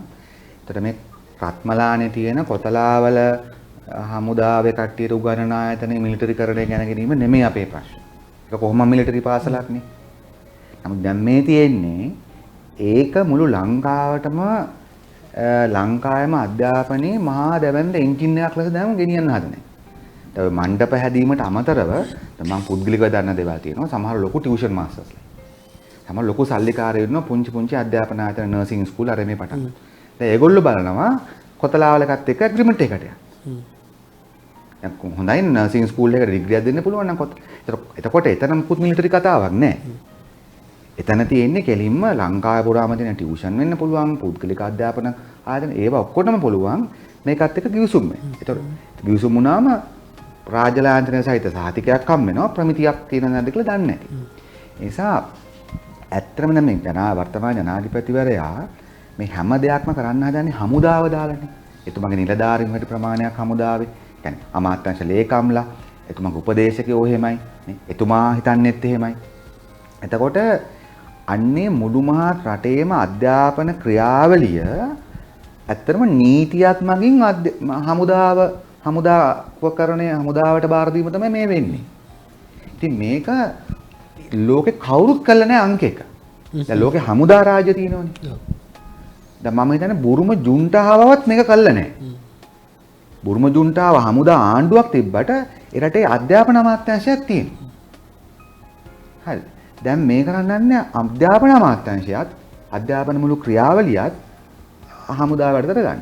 ඉතින් ඒ නිසා හමුදාවට කළ හැකි දේ සහ නොකළ හැකි දේ ගොඩක් තියෙනවා. ඒ නිසා අපි දකින්නේ ඇත්තට මේකෙන් එක පැත්තකින් අපේ රටේ 78 විශ්වවිද්‍යාල පනතේනොත් යම් ආකාරයකට සුළු හරි මට්ටමක යම්කිසි අධ්‍යාපනික පරිපාලන නිදහසක් තියෙනවා. මොන වුණත් ඉඳලා හිටලා ඇරෙන්න ඇමති කෙනෙක්ගේ ලියුමක් අරන් ඇවිල්ලා ළමයෙක් විශ්වවිද්‍යාලයට දානවා කියලා හරිම අඩුයිනේ. නැත්තේ නෑ තියෙනවා. ඉහළ නිලධාරීන්ට ඒක වංචනික කළා වංචනික ලෙස ළමයි ගන්න ඒවා තියෙනවා. නැත්නම් හැබැයි ඒවා ඉතා අඩුයි ලංකාවේ. ඒක දැන් මේකෙන් වෙන්න පුළුවන්කම තිබෙන්නේ මොකද ඒකට හේතුව දේශපාලන ඇඟිලි ගැහිම් වලට වැට බැඳලා තිබෙනවා විශ්වවිද්‍යාල සංස්කෘතිය ඇතුළේ නීති රාම ඇතුළේ. නමුත් මේකෙන් වෙන දේ තමයි අර yes sir, oh sir, ha sir ඉතින් එහෙමනේ හමුදාවක් හදන්න වෙන්නේ. ඉතින් ඒ විදිහට තමයි හදන්නේ. නරකම එක තමයි පුරවැසියෙක් වෙනුවට කීකරු භාණ්ඩයක් කීකරු රොබෝ කෙනෙක් හදන්න යන්නේ. දැන් අපි කල්පනා කරන්න ඕනේ අධිකාරියවරු ලෝකේ ඇමරිකන් හමුදාව තියෙනවා. චීන හමුදාව තියෙනවා. රුසියන් හමුදාව තියෙනවා. ලංකාවේ හමුදාවට වඩා විශාලත්වෙනුත් සම්පත්වෙනුත් ආයතන මට්ටමින් ගත්තත් ශක්තිමත්. සමහරට යුද්ධ කිරීමේ හැකියාවන් වල වෙනස්කම් තියෙන්න පුළුවන්. නමුත් දැන් අපි බලන්න එපා දැන් ඇමරිකාවයි එහෙනම් මේක කරන්නේ නැත්තේ ගෝඨාභය රාජපක්ෂට කලින්. ඇමරිකාවේ තියෙනවනේ තරු 5 නෙමෙයි තරු 15 විතර ජෙනරාල්ලා ඉන්නවනේ. ඇයි ඇමරිකාවේ සියලුම මේ හාවර්ඩ් එක, ස්ටැන්ෆෝඩ් එක ඇයි ඒක කරන්නේ නැත්තේ? ඇයි බ්‍රිතාන්‍ය කරන්නේ නැත්තේ? ඇයි මාෂල්ලා ඉන්න රුසියාවේ සියලුම සෙන්ට් පීටර්ස්බර්ග් යුනිවර්සිටි එක ඇයි මේ කොතලාල පනත වගේ එකක් හදන්නේ නැත්තේ? ඒක හේතුවක් තියෙනවා. ඉතින් ඒ මොකද අපිට එක සමාජයට අවශ්‍ය වෙන්නේ ගුරුවරයෙක්ට අවශ්‍ය කරන්නේ එක විදියක විනයක්. ගුරුවරයෙක්ට අවශ්‍ය වෙනවා දරුවෙක් එක්ක කතා කරලා ඔහු නිර්මාණය කිරීම සඳහා වෙච්ච විනයක් සහ සංයමය. ඒක වෙන විනයක්. ඒක ව්‍යාපාරිකයට තව විනයක් අවශ්‍යයි. නේ? මාධ්‍යවේදීට තව විනයක් අවශ්‍යයි. හැබැයි ගෝඨාභය රාජපක්ෂ මහත්තයා දන්නේ සයිතුමගේ හමුදා ලොක්කෝ දන්නේ ඔය දැන් ඉන්න අමාත්‍යාංශ මට්ටමේ ඉන්න ඔක්කොම දන්නේ මේ හමුදා විනය තමයි එකම විනය කියලා. ඉතින් හමුදාවට බාර දුන්නු වෙනත් ආයතන හමුදාව පැත්තක තියන්නකො. ඒ හමුදා නිලධාරීන්ට බාර දුන්නු වෙනත් රාජ්‍ය ආයතන මොනවද හරියට කළා තියෙන්නේ? වියලේ මණ්ඩලයේද කස්ටම් එකද කුෂිකාම අමාත්‍යාංශයේද කරලා නැහනේ. දැන් ජනාධිපතිවරයාවත් මම මේ දේශපාලන පොඩ්ඩක් කියයි. ජනාධිපතිවරයාවත් තමන්ගේ ජනාධිපති භූමිකාව ඒ හමුදාවෙන් ගත්ත මොකක් හරි දෙන කරලා නැහනේ. ඒකනේ දැන් මේ රටේ මහා දැවැන්ත එතුමාගේ පාලනය ෆේල් කියලා මතයක් තියෙන්නේ. ඒ නිසා දැන් හමුදාකරණයෙන් වෙන නරකම දේ තමයි කීකරු සේවකයන් බිහි කිරීමේ අධ්‍යාපනයක් තමයි ඇත්තටම මේ නිර්මාණය කරන්නේ. හැබැයි අපිට අවශ්‍ය කියලා කියන්නෙම තර්ක කරන වාද කරන දරුවෝ හදන්නනේ. නේද? ඒක නිසා අපි දකින දේ තමයි කොතලාවල අධ්‍යාපන පනතෙන් මේ ගෝඨාභය රාජපක්ෂ මහත්තයාගේ තිබෙන ඊටාම වැරදි. ඒ කියන්නේ මේ රටම හමුදාවට බාර දිය යුතු, හමුදාව ලෙස ජීවත් විය යුතු, එහෙයියන් ලෙස කටයුතු කළ යුතු. ඊටාම වැරදි එකක්. ඒක ඒ වැරද්ද අධ්‍යාපනයේ තමයි නුසුදුසු. දැන් සමහරට ඉදිකිරීම් කර්මාන්තය වගේ එකට සමහරට ඔක ටිකක් හරියන්න බලා අපි දන්නවා ලෝක සමහර හමුදාවන් ඔය ඉදිකිරීම් කර්මාන්තයට හමුදාව ගන්නවා. ඒ අධ්‍යාපනය සහ විශ්වවිද්‍යාල මේ නිදහස් අදහසල තෝතැන්නක් කියලානේ පිළිගැනීම තියෙන එහෙම නැති වුණා. හරිද? ඉතින් ඒ කියන්නේ ඇත්තටම ගත්තොත් රුවිතට මේ යන්නේ. 100% රුවිතයක් මේ. මම තේරෙන භාෂාවෙන් කිව්වා. ඒ කියන්නේ මන් දන්නේ මෙහෙම අදහසක් කොහොමද මිනිස්සු ගොළුවට එන්නේ කියලා. හරිද? මං කිය ඇත්තටම බලන්න ඕනේ ලෝකේ හමුදාණ්ඩු කීයක අධ්‍යාපන අමාත්‍යාංශ සහ විශ්වවිද්‍යාල හමුදාවට බාර දෙනවා කියලා. මං හිතන්නේ ඊට අඩුයි. ඒක නිසා මේකෙන් අපේ රටට මරණීය තුවාලයක් වෙනවා. මම හිතන්නේ අපිට ලෝකේ තියෙන සමහර අධ්‍යාපනක වශයෙන් තිබෙන ආදරණෝදේ පිළිගැනීම පවා අපිට නැති වෙයි. ඊට පස්සේ වෙන්න පුළුවන් දේ තමයි අපේ ආචාර්යවරු. ඔබ දන්නවා දැනුත් මම දේවප්‍රිය සර් නිවැරදි කරා මම වැරදි නම් අපි ඊටාම අඩු ආචාර ප්‍රමාණයකින් රට ගෙනියන්නේ. අපේ සයිටම් යුගෙදි මට මතකයි සයිටම් මරගල කාලේදී අපේ රටේ වෛද්‍ය පීඨවල 22ක් විතර ආචාර්යවරු අඩුයි. 100ක් ඉන්නවා නම් 82ක් 78යි ඉන්නේ. ඉංජිනේරු පීඨවල 25ක විතර ආචාර්යවරු හිඟයි. මහාචාර්යකක තියෙනවා ආචාර්යවරු නැති. නැතිවා තියෙනවා. මහාචාර්ය එකක තියෙනවා ආචාර්ය උපා PhD එක නැති. එහෙම මට්ටමක අපි අපේ රට දරුවන්ට මේ රාජ්‍ය අධ්‍යාපනය දෙන්නේ. ඉතින් මේකේ මොනවාද මේ මිලිටරිකරණයටත් ගිහිල්ලා යස් සර් රව් සර් හා සර් මට්ටමේ ආචාර්යවරු හදන්න ගියොත් මම හිතන්නේ මේ ඉන්න ආචාර්යවරුත් දාලා මොකද උන්ට ඇකඩමික් ෆ්‍රීඩම් එක කියන එක විශ්වවිද්‍යාල පිළිගත්ත දෙයක්.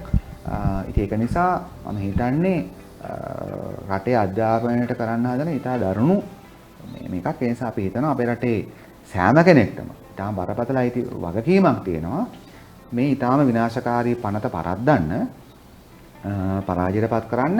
වර්තමාන පාලකයෝ මේක 6 වෙනිදා තමන්ගේ ඉන්න හෙන්චයියෝ ටික දාලා මේකට කණාසන ගහගත්තත් ඊළඟ පළවෙනි මොහොතේම අවසි කරන්න. දැන් සයිටම් ගෙනාවනේ සයිටම් සම්මත කරලා ළමයි බඳව ගත්තනේ. මොකද්ද උනේ? අන්තිමට ඒ ළමයි අනාථ වුණා. තාම අවුරුදු 9 10 ළමයි ඉන්නවා සයිටම් ගිහිල්ලා තමන්ගේ ජීවිතේ මේ නාස්ති කරගන්න. ඒ නිසා අපි දෙමෝපියන්ට කියන්නේ මේ ආණ්ඩුව දෙන ලනු කණ්ඩ එපා. මීට වඩා ලොකු ජනාධිපතිවරු මීට වඩා ලොකු ජනාධිපතිවරු ඔයිට වඩා වැඩ කරලා පරදිලා තියෙනවා. මේ රටේ මොකද මේ රටේ සෛරීත්වයේ කොටසක් නොමිලේ අධ්‍යාපනය. අපේ කොන්දේ කොටසක්. ලෝකේ ඉස්සරහා යද්දී අපේ කොන්දේ කොටසක් මේක. අපිට වෙන අපේ GDP එක පෙන්නලා හරි අපිට වෙන මැජික් වෙන මුකුත් පෙන්වන්න දෙයක් නැහැ. මේක තමයි තියෙන්නේ. ඒ නිසා මේ කොන්දට ගහන්නේ මේ. රටේ කොන්දට ගහන්නේ. ඒක නිසා මේකට ඉඩ නොදිය යුතුයි. ඒ නිසා 6 වෙනිදා මොන හරි බැරි වෙලා මේ කනාසන ගහන හමුදාව වගේ හදන් ඉන්න තමන්ගේ දුර්වල කීකරු එහෙයි සර් යස් සර් රව් සර් කියන മന്ത്രി මණ්ඩලය පාවිච්චි කළා. මේ පනතට සීල් එක ගහගත්තත් මෙරට ජනතාව මේක ඉරා දමනවා කියන එක සහතිකයි පළවෙනි පුළුවන් වෙලා. අපි දෙමාපියන්ටත් ජනතාවට ආරාධනා කරනවා මේක පරාජයටපත් කරන්න. මේ රටේ සෛරීත්වය ඇත්තටම අපි කරන්න ඕන මොකද්ද? අපි ඔක්කොම එක සටනක් කරමු. තමන්ගේ දරුවා ඉසඩ් එකේ 0.01න් වෛද්‍ය පිරට යවා ගන්න බැරි වෙච්ච පුද්ගලිකව විශ්වවිද්‍යාලයට යවන්න පුළුවන් නම් හොඳයි කියලා තියෙන අම්මා තාත්තට අපි කියන්නේ මේ පොදු අරගලට එකතු වෙන්න. එකතු වෙලා ෆයිට් කරලා අලුතෙන් විශ්වවිද්‍යාලයට ගමු. ඒක පුළුවන්. ඒක කරලා තියෙනවා. ඒක තමයි සහෝදරයා කිව්වේ. ඒ නිසා මම හිතන්නේ ඒක තමයි මේ මොහොතේ කරන්න තියෙන නැතුව මේකට එහෙයි කියන එක නෙමෙයි. අපිට තව විනාඩි 20ක විතර කාලයක් තියෙනවා. මම මෙතනින් මේ වෙන ප්‍රශ්නයකට එනවා. මේ දැන් එකක් තමයි අපේ මම හිතන්නේ අපේ තියෙන වාසනාවක් තමයි මේ අපිට හොඳ ශක්තිමත් ශිෂ්‍ය ව්‍යාපාරයක් තියෙනවා. ප්‍රගතිශීලී ජනතා බලවේගයක් තියෙන. ඒක නිසා පාලක පන්තිය දිගට උත්සාහ කරත් අපිට දිගටම පුළුවන් වෙලා තියෙනවා මේක ආරක්ෂා කරන්න. විමර්ශකයන් දැන් ඒක ඉදිරිපත් කරා පැහැදිලිව. මම හිතන්නේ අපේ රටේ මේ දෙමව්පියෝ ලනු කන්න හොඳ නැහැ. මේගොල්ලෝ මේක සම්මත කරත් මේ ලනුව කන්න හොඳ නැහැ. ඒගොල්ලෝ මතක් කරගන්න ඕනේ අපේ රටේ ශිෂ්‍ය ව්‍යාපාරය ඇතෑරියේ නැහැ කියන එක. අපේ රටේ ප්‍රගතිශීලී ජනතා බලවේග මේක ඇතෑරියේ නැහැ කියන එක. දැන් ප්‍රසාදර මම එතනින් ඔබේ ප්‍රශ්නේ සම්බන්ධ කරනවා. දැන් මේකට අපිට පේනවා මේ මධ්‍යස්ථාන ගණනාවක් මේ පනතට එරෙහිව සටන් වදිමින් ඉන්නවා. එක පැත්තකින් විශ්වවිද්‍යාල ආචාර්යවරුත් මේකට සම්බන්ධ වෙලා වෘත්තීය සමිති සම්බන්ධ වෙලා ඊට පස්සේ ශිෂ්‍ය ව්‍යාපාරය මේකට සම්බන්ධ වෙලා විශේෂයෙන්ම සමාජවාදී ශිෂ්‍ය සංගමේ ජාතික සංවිධායකයෙකු විදිහට ඔබට මම හිතන්නේ හොඳ අවබෝධයක් ඇති මේ වෙලාවේ මේ තියෙන සටනේ තත්ත්වය මේ කොතෙන්ද මෝදු වෙලා තියෙනවද කියලා. අපේ රටේ ජනතාවට ඒ සම්බන්ධයෙන් පැහැදිලි කිරීමක් කරන්න පුළුවන්ද? ඇත්තටම ගත්තොත් මේ පනත ආණ්ඩුවෙන් පහුගිය මාර්තු මාසයේ 26 වෙනිදා පාර්ලිමේන්තුවට ගේන්නේ. එක පැත්තෙන් අපේ රටේ වසංගත තත්ත්වය පාවිච්චි කරලා ඒ තත්ත්වය ඇතුළත අපේ රටේ විශ්වවිද්‍යාල පද්ධති සමස්තයක් විතර වහලා දාලා තියෙන කාල සීමාව. රට ලොක්ඩවුන් කරලා තියෙන කාල සීමාව තමයි මේ ගේන්නේ. ඒතර ඒක ඇතුලේ ඒගොල්ලන්ගේ පැත්තෙන් විශ්වාසයක් තියෙන්නේ නැති, ඒගොල්ලෝ හිතන්නේ නැති ඒ තත්ත්වය පාවිච්චි කරලා මේක ඉතාම පහසුවෙන් පාර්ලිමේන්තුවේ සම්මත කරගන්න අවස්ථාව හම්බ වෙයි කියලා. මොකද මේ පනත මීට කලින් අපි ගත්ත ජනතා විරෝධයේ නිසා අකුලගත්තු පනතක්නේ. රනිල් මෛත්‍රී ආණ්ඩුව විසින් 2018 ගෙනහල්ලා ජනතා විරෝධය නිසා අකුලගත්තු පනතක්. ඒතකොට මේ පනත හදිසියෙම අකුරක්වත් වෙනස් නොකර පරණ පනතම ගේන්නේ ඔන්න ඔය කාල සීමාව ඇතුලේ සම්මත කරගන්න ඉලක්කය සහිත. එක පැත්තකින් කොවිඩ් වසංගත තත්ත්වය තියෙනවා. ඒ නිසා විශ්වවිද්‍යාල වහලා රට ලොක්ඩවුන් කරලා ආයෙ ගත්තොත් අලුත් අවුරුදු කාල සීමාව වෙනවා අප්‍රේල් මාසේ. එතනින් පස්සේ කලින් පාර්ලිමේන්තුවට පනත ගන්න පුළුවන්. හැබැයි සිද්ධ වෙච්ච දේ තමයි මේ පනත ගෙනාපු මොහොතේ පටන් අපේ රටේ ශිෂ්‍ය ව්‍යාපාරය මේකට විරුද්ධව අරගල කරන්න පටන් ගත්තා. සමහරට ගත්තොත් මට තත්පර 10ක් දුන්නොත් අර එකතු කිරීමක් විදියට දැන් ලංකා ඉතිහාසයේ අධ්‍යාපන ඇමති දන්නේ නැතුව අධ්‍යාපන අමාත්‍යාංශයට ඉසුරුපායට ගියපු නැති එකම අධ්‍යාපන පනත මේක හමුදා පනතක්. ආරක්ෂක ඇමති ගේන්නේ අධ්‍යාපන ඇමති දන්නේ අධ්‍යාපන ලේකම් දන්නේ. ඉතින් ඒකත් මම හිතන්නේ සවරාගේ.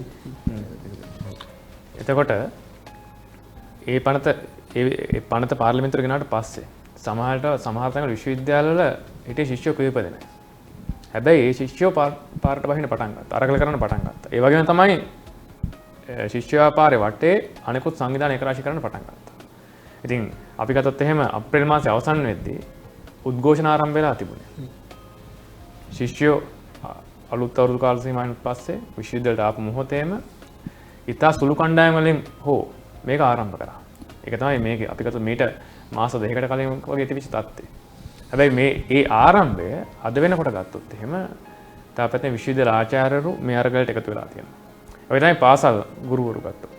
පාසල් ගුරුවරුන්ගේ අරගලය ඇතුලේ අද ප්‍රධාන සටන් පාඨයක් බවට කොතරාල් පන්ත හකුලා ගන්න කියන සටන් පාඨයේ අරගෙන ඉන්න සමත්කම ලැබිලා තියෙනවා.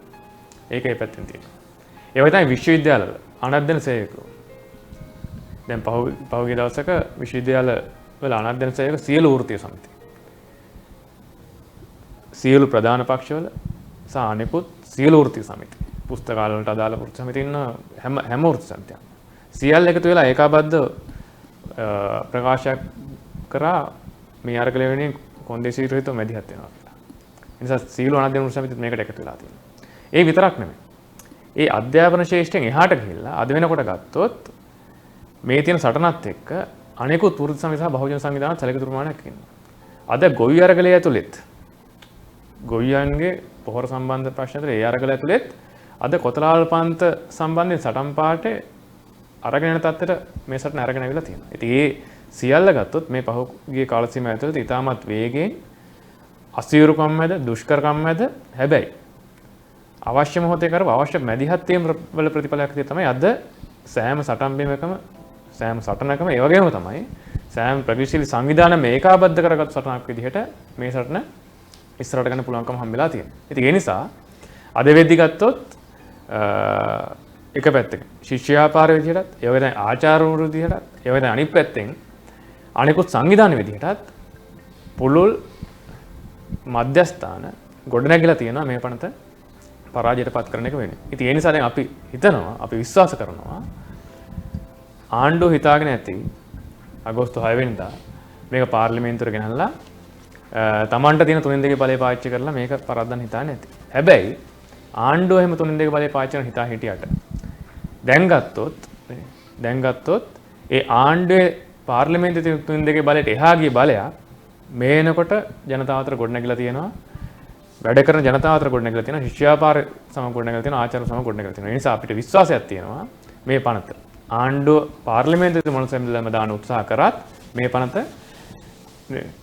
පරාජය කිරීමේ හැකියාව මේ සියලු සංවිධානවල ඒකරාශී වීමකම ඇතුලේ මේ සටන පුළුල් වීම ඇතුලේ මේ තියෙන සාමූහික අරගලය ඇතුලේ කරන්න පුළුවන් කියන විශ්වාසය අපිට තියෙනවා. කෙටි ප්‍රශ්නයක් මම විමර්ශනයට ඉදිරිපත් කරන මේ වෙලාව සම්බන්ධ ප්‍රශ්න නිසා දැන් නව ලිබරල් ආර්ථිකය ඇතුලේ අපි දශක 4ක් ගිහිල්ලා තියෙන්නේ.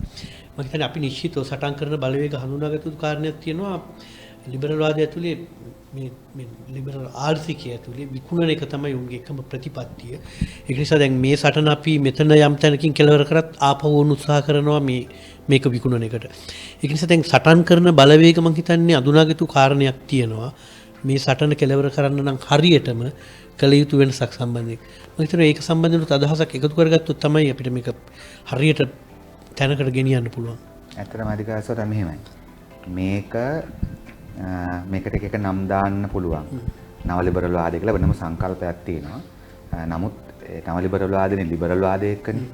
ඒ නිසා මොකද දැන් මේකට ධනවාදය කියන්නේ නැතුව මේකට වෙන වෙන නම් දාලා මම දුටුවා මේ සම්පූර්ණ රිගේනින් ශ්‍රී ලංකා ගෙනාපු එක්සත් ජාතික පක්ෂයට සම්බන්ධ නායකයෝත් කියනවා මේ නව ලිබරල් වාදයට විරුද්ධයි කියලා. මොකද ඇත්තටම තියෙන්නේ ධනපති අධ්‍යාපන ප්‍රතිපත්තිය ඒක ඇතුළේ තියෙන විකිණි. ඒක ඇතුලේ වැඩ කරන පන්ති මිනිස්සු ආමාශික ව්‍යාපාරයේ ශිෂ්‍ය ව්‍යාපාර සටන් කරලා පහළ පන්ති මිනිසුන්ගේ අයිතිවාසිකම් වලින් කොටසක් ආරක්ෂා කරන් තියෙනවා. ඒක අපේ ඇඟේ හයියෙන් කරපු. ඔව් ඇඟේ හයිය මතවාදී හයිය කරපුවම තමයි ලෝකේ පුරාම තියෙන්නේ. ඒ නිසා මෙතන නව ලිබරල් වාදය කියලා කියන්නේ ධනවාදයේ විකුණ ගිය එකට දැන් ඊළඟ টොප් ජියර් එකට දාලා විකුණනවා. මොකද වමේ ව්‍යාපාර ටිකක් දුර්වල කරලා තියෙන ලෝකෙම. වෘත්තීය සමිති ව්‍යාපාර දුර්වල කරලා තිබෙනවා නේ. ඒ නිසා අපි දකින දේ තමයි නිසා දැන් මේ කොතලාවල පනත හරහා එන්නේ ඇත්තම ගත්තොත් දවල පත්‍රිකාව තමයි. ඒකේ අලුත් නම තමයි කොතලාවල පනත කියන්නේ. මේ කිංසිද සිල්ලා වාර්තාවම තමයි. මේක තාරා හැරල් ලෝක බැංකු වාර්තාවම තමයි. මේක සයිටම් එක හරහා කියපු එකම තමයි. ඒ නිසා මොකද දැන් මේක පරාජයටපත් කරන්න ශිෂ්‍ය ව්‍යාපාරයට තනියම බෑ. ඒ උන්ගේ සටන්කාමීත්වය ප්‍රමාණවත්. නමුත් ජන මතයක් හදන්න ඕනනේ. මොකද ආණ්ඩුවත් විවිධ බොරු කියනවනේ. නේ? මේ ප්‍රශ්න වලින්ම පීඩාවටපත් වෙච්ච පුද්ගලික අධ්‍යාපනයට පොඩ්ඩක් සල්ලි තියෙන ඉඩමක් කර විකුණුවා තමන්ගේ දරුවා ලක්ෂ 25කට 30කට යවා ගන්න පුළුවන් දෙමාපියෝ ටික මේගොල්ලෝ අල්ලන් ඉන්නවා. ඒගොල්ලන්ට කියන බලන්නකො මේ රටේ මේක පටන් ගන්න දෙන්නේ නැහැනේ මේගොල්ලන් කියලා. ඒ නිසා අපි හිතන්නේ ඒ පිරිසත් අපි දිනාගත යුතු වෙනවා මේ අරගලයට. මොකටද? මේ දවල පත්‍රිකාවම අලුත් වේසකින් ගේනවාට. මොකද අපි නැවත කියන්නේ අපි අපේ රටේ 45 අපේ මුතුන් මිත්තෝ අපේ රටට ලොකු දෙයක් දීලා නැහැනේ. අපි වර්තමාන මේ පහුගිය පරම්පරා පහය ගත්තොත් අපිට සතුටු වෙන්න පුළුවන් අතීතයේ රටක් ඉතුරු කළා නෑ අපේ වැඩිහිටි පරම්පරාව. අපිට එහෙම දුන්නු දේවලුත් තියෙනවා. නමුත් අපි රට මෙතෙට යද්දී අපේ දෙමාපියෝ අපේ ආත්තම්මලා සීලක පරම්පරාවන් කළපු වැරදි අපෙත් වැරදි එකතු වෙමින් තිබෙනවා අනාගතයට. හැබැයි ඒ අතරේ අපේ මුතුන් මිත්තෝ අපිට දීපු ඊටාම ශ්‍රේෂ්ඨ දායාදයක් තමයි මේ කන්නංගර අධ්‍යාපන ප්‍රතිපත්ති.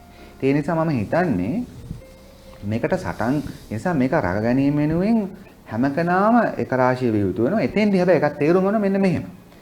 මෙතන මේ පාලකයෝ කියන දේශපාලන ඇමතුරු කණ්ඩායම පමණක් නෙමෙයි මේ අධ්‍යාපන පුද්ගලීකරණයට මේ දවල පත්‍රිකාවේ අලුත් 4 වෙනි කොටස මේ කොතලාල පනතට පක්ෂ වෙන්නේ. මොකද අපි සයිටම් එකේදී දුටුවා මම මේක ස්ථිරවම කියනවා. සයිටම් එක වෙනුවෙන් ඇමතුරුන්ට වඩා පෙනී හිටපු පිරිස හිටියා. ඒ කවුද? අපි දැක්කා මේ ලංකාවේ වෛද්‍යවරු විශාල ප්‍රමාණයක් සයිටම් වල විරුද්ධ වෙද්දී ටිකක් එක මට්ටමක වෛද්‍යවරු කණ්ඩායමකට ඔවුන්ගේ දරුවෝ 100ක් විතර හිටියා සයිටම් ඉගෙන ගන්න. රජයේ හිනල්දාරින්ගේ දරුවෝ හිටියා. ධන කුවේරයන්ගේ දරුවෝ මෙහෙ ඉගෙන ගන්න නැහැ. ඔය ඇමතුරු කාගේවත් දරුවෝ මෙහෙ ඉගෙන ගන්නවද නැහැ. ඔවුන් කෙලින්ම පිට රටවල්. උන්ට දැවැන්ත මුදල් තියෙනවා. ක්‍රම වලට හම්බ කරගන්න. ඊටාම ධන කුවේරයන්ගේ දරුවොත් මේ ලංකාවේ හදන ඔය කොතලාලකෙන් දාන කඩවලට යන්නේ නැහැ. නමුත් ලංකාවේ යම්කිසි මධ්‍යම පන්තික පිරිසක් ඉන්නවා ඉහළට ගිහිල්ලක් නැති පහලක් නැති මේ අවශ්‍යතාවය තිබෙන.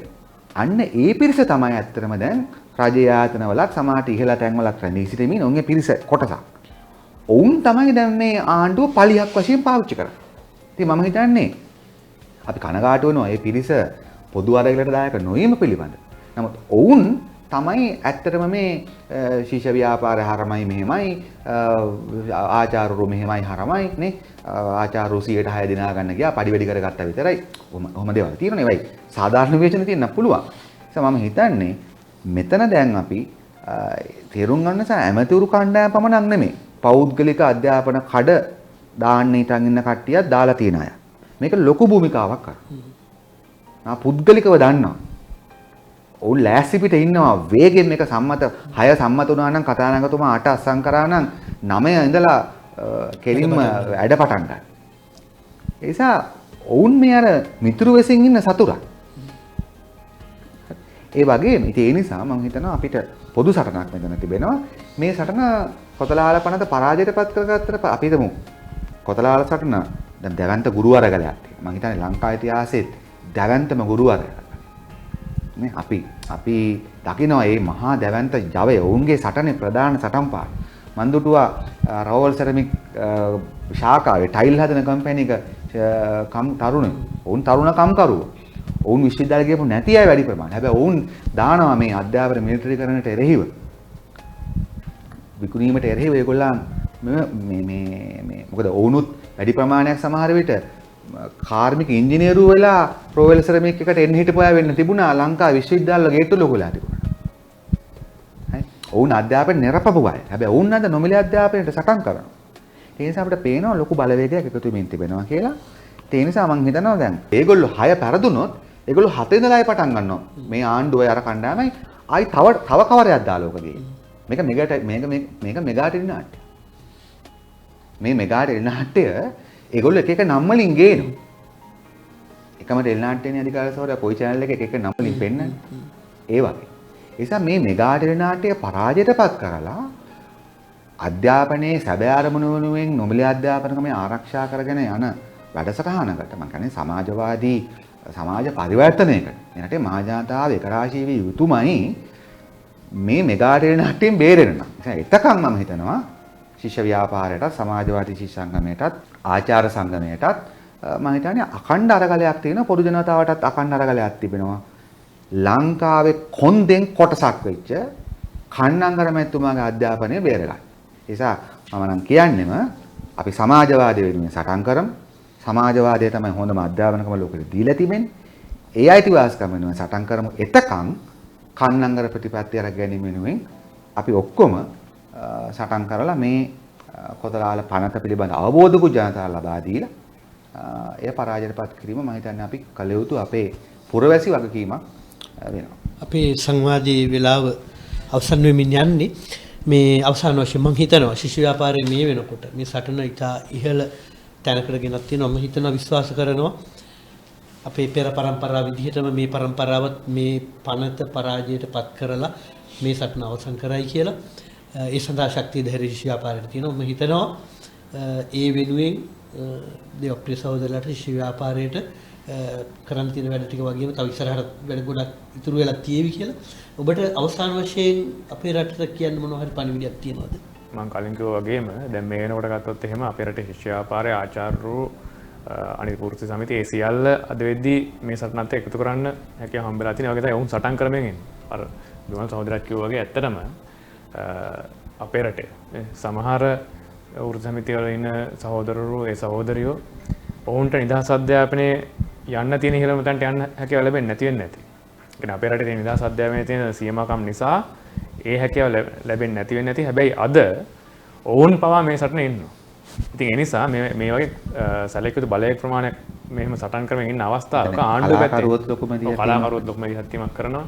ඉතින් ඒ නිසා අද ගත්තොත් එහෙම අද ආණ්ඩුව කියන දෙයක් තමයි ඕගොල්ලන්ට මේකට මොකද මැදිහත් වෙන්නේ? ඕගොල්ලන්ට මේක ප්‍රශ්නයක් නෑනේ.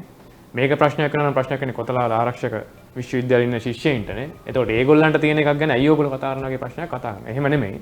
ඇත්තටම මේ වෙලාව හිතන්න ඕනේ තමයි මේ ප්‍රශ්නේ ඉන්නේ එතන කොතලාවල ආරක්ෂක විශ්වවිද්‍යාලයේ ඉන්න ශිෂ්‍යයින්ටවත් එහෙම නැත්නම් එතන ඉන්න ආචාර්යවරුන්ටවත් එතනට යන්න බලාපොරොත්තු වෙන ඉන්න අයටවත් විතරක් නෙමෙයි.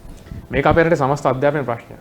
මොකද මේක තමයි අපි අඳුර ගන්න ඕනේ මේක තමයි අපේ රටේ ආණ්ඩුවල පැවති ආණ්ඩුව වගේ තමයි මේ වර්තමාන ආණ්ඩුවේත් අධ්‍යාපන ප්‍රතිපත්තිය බවට පත් වෙලා තියෙන්නේ මේක. ඒ නිසා මේක ඔවුන්ගේ ඉදිරි අධ්‍යාපන ඉලක්කය අධ්‍යාපන ප්‍රතිපත්තිය. ඒතර මේ නිසා විනාශ වෙන්නේ අපේ රටේ සමස්ත අධ්‍යාපනය. සමස්ත නිදහස් අධ්‍යාපනය. එක පැත්තෙන් අධ්‍යාපනයේ පුද්ගලීකරණය වීම පැත්තෙනුත් ඒ වගේම අනිත් පැත්තෙන් අපේ රටේ අධ්‍යාපනයේ මිලිටරීකරණය වීම පැත්තෙනුත් විනාශ වෙන්නේ අපේ රටේ සමස්ත අධ්‍යාපනය. ඉතින් ඒ නිසා ඒකට විරුද්ධ සටනක් අපි හැමෝටම තියෙනවා. ඒක මේ මොහොතේ සමහරට අපිට ඍජුව බලපාන්න නැති වෙන්න පුළුවන්. හැබැයි අපිට අනිවාර්යෙන් බලපාන අවස්ථාවක් වෙනවා. අපේ අනාගත පරම්පරාවට බලපාන අවස්ථාවක් වෙනවා. ඒක අපේ රටේ සමස්ත අධ්‍යාපනයට බලපානවා කියලා කියන්නේ ඒක අපි හැමෝටම බලපානවා කියන එක. ඒකෙන් කාටවත් මිදෙන්න පුළුවන් කමක් නැහැ. අපේ රටේ සමස්ත සමාජයට මිදෙන්න පුළුවන් කමක් නැහැ නේ. රටේ අනාගතයට ඒක බලපානවා.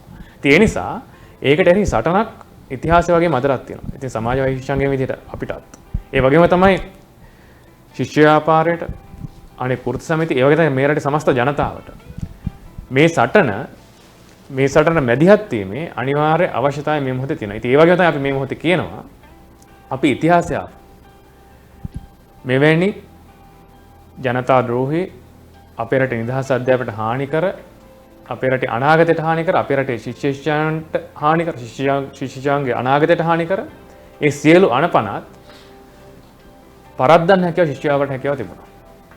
අර අපි කියපු පුළුල් බලවේග ඒක රාශි කිරීමත් ඇතුළේ මේ පැරද්දීමේ හැකියාව ශිෂ්‍යයාට තිබුණා. ඉතින් ඒ නිසාම හෙට දවසෙත් මේ පනතත් අනිවාර්යෙන් ඒ එකතු කරගන්න පුළුල් මහජන බලවේගයත් එක්ක පරාජය කරන එක ශිෂ්‍ය ව්‍යාපාරයේදී මැදිහත් වීමෙන් කරනවා.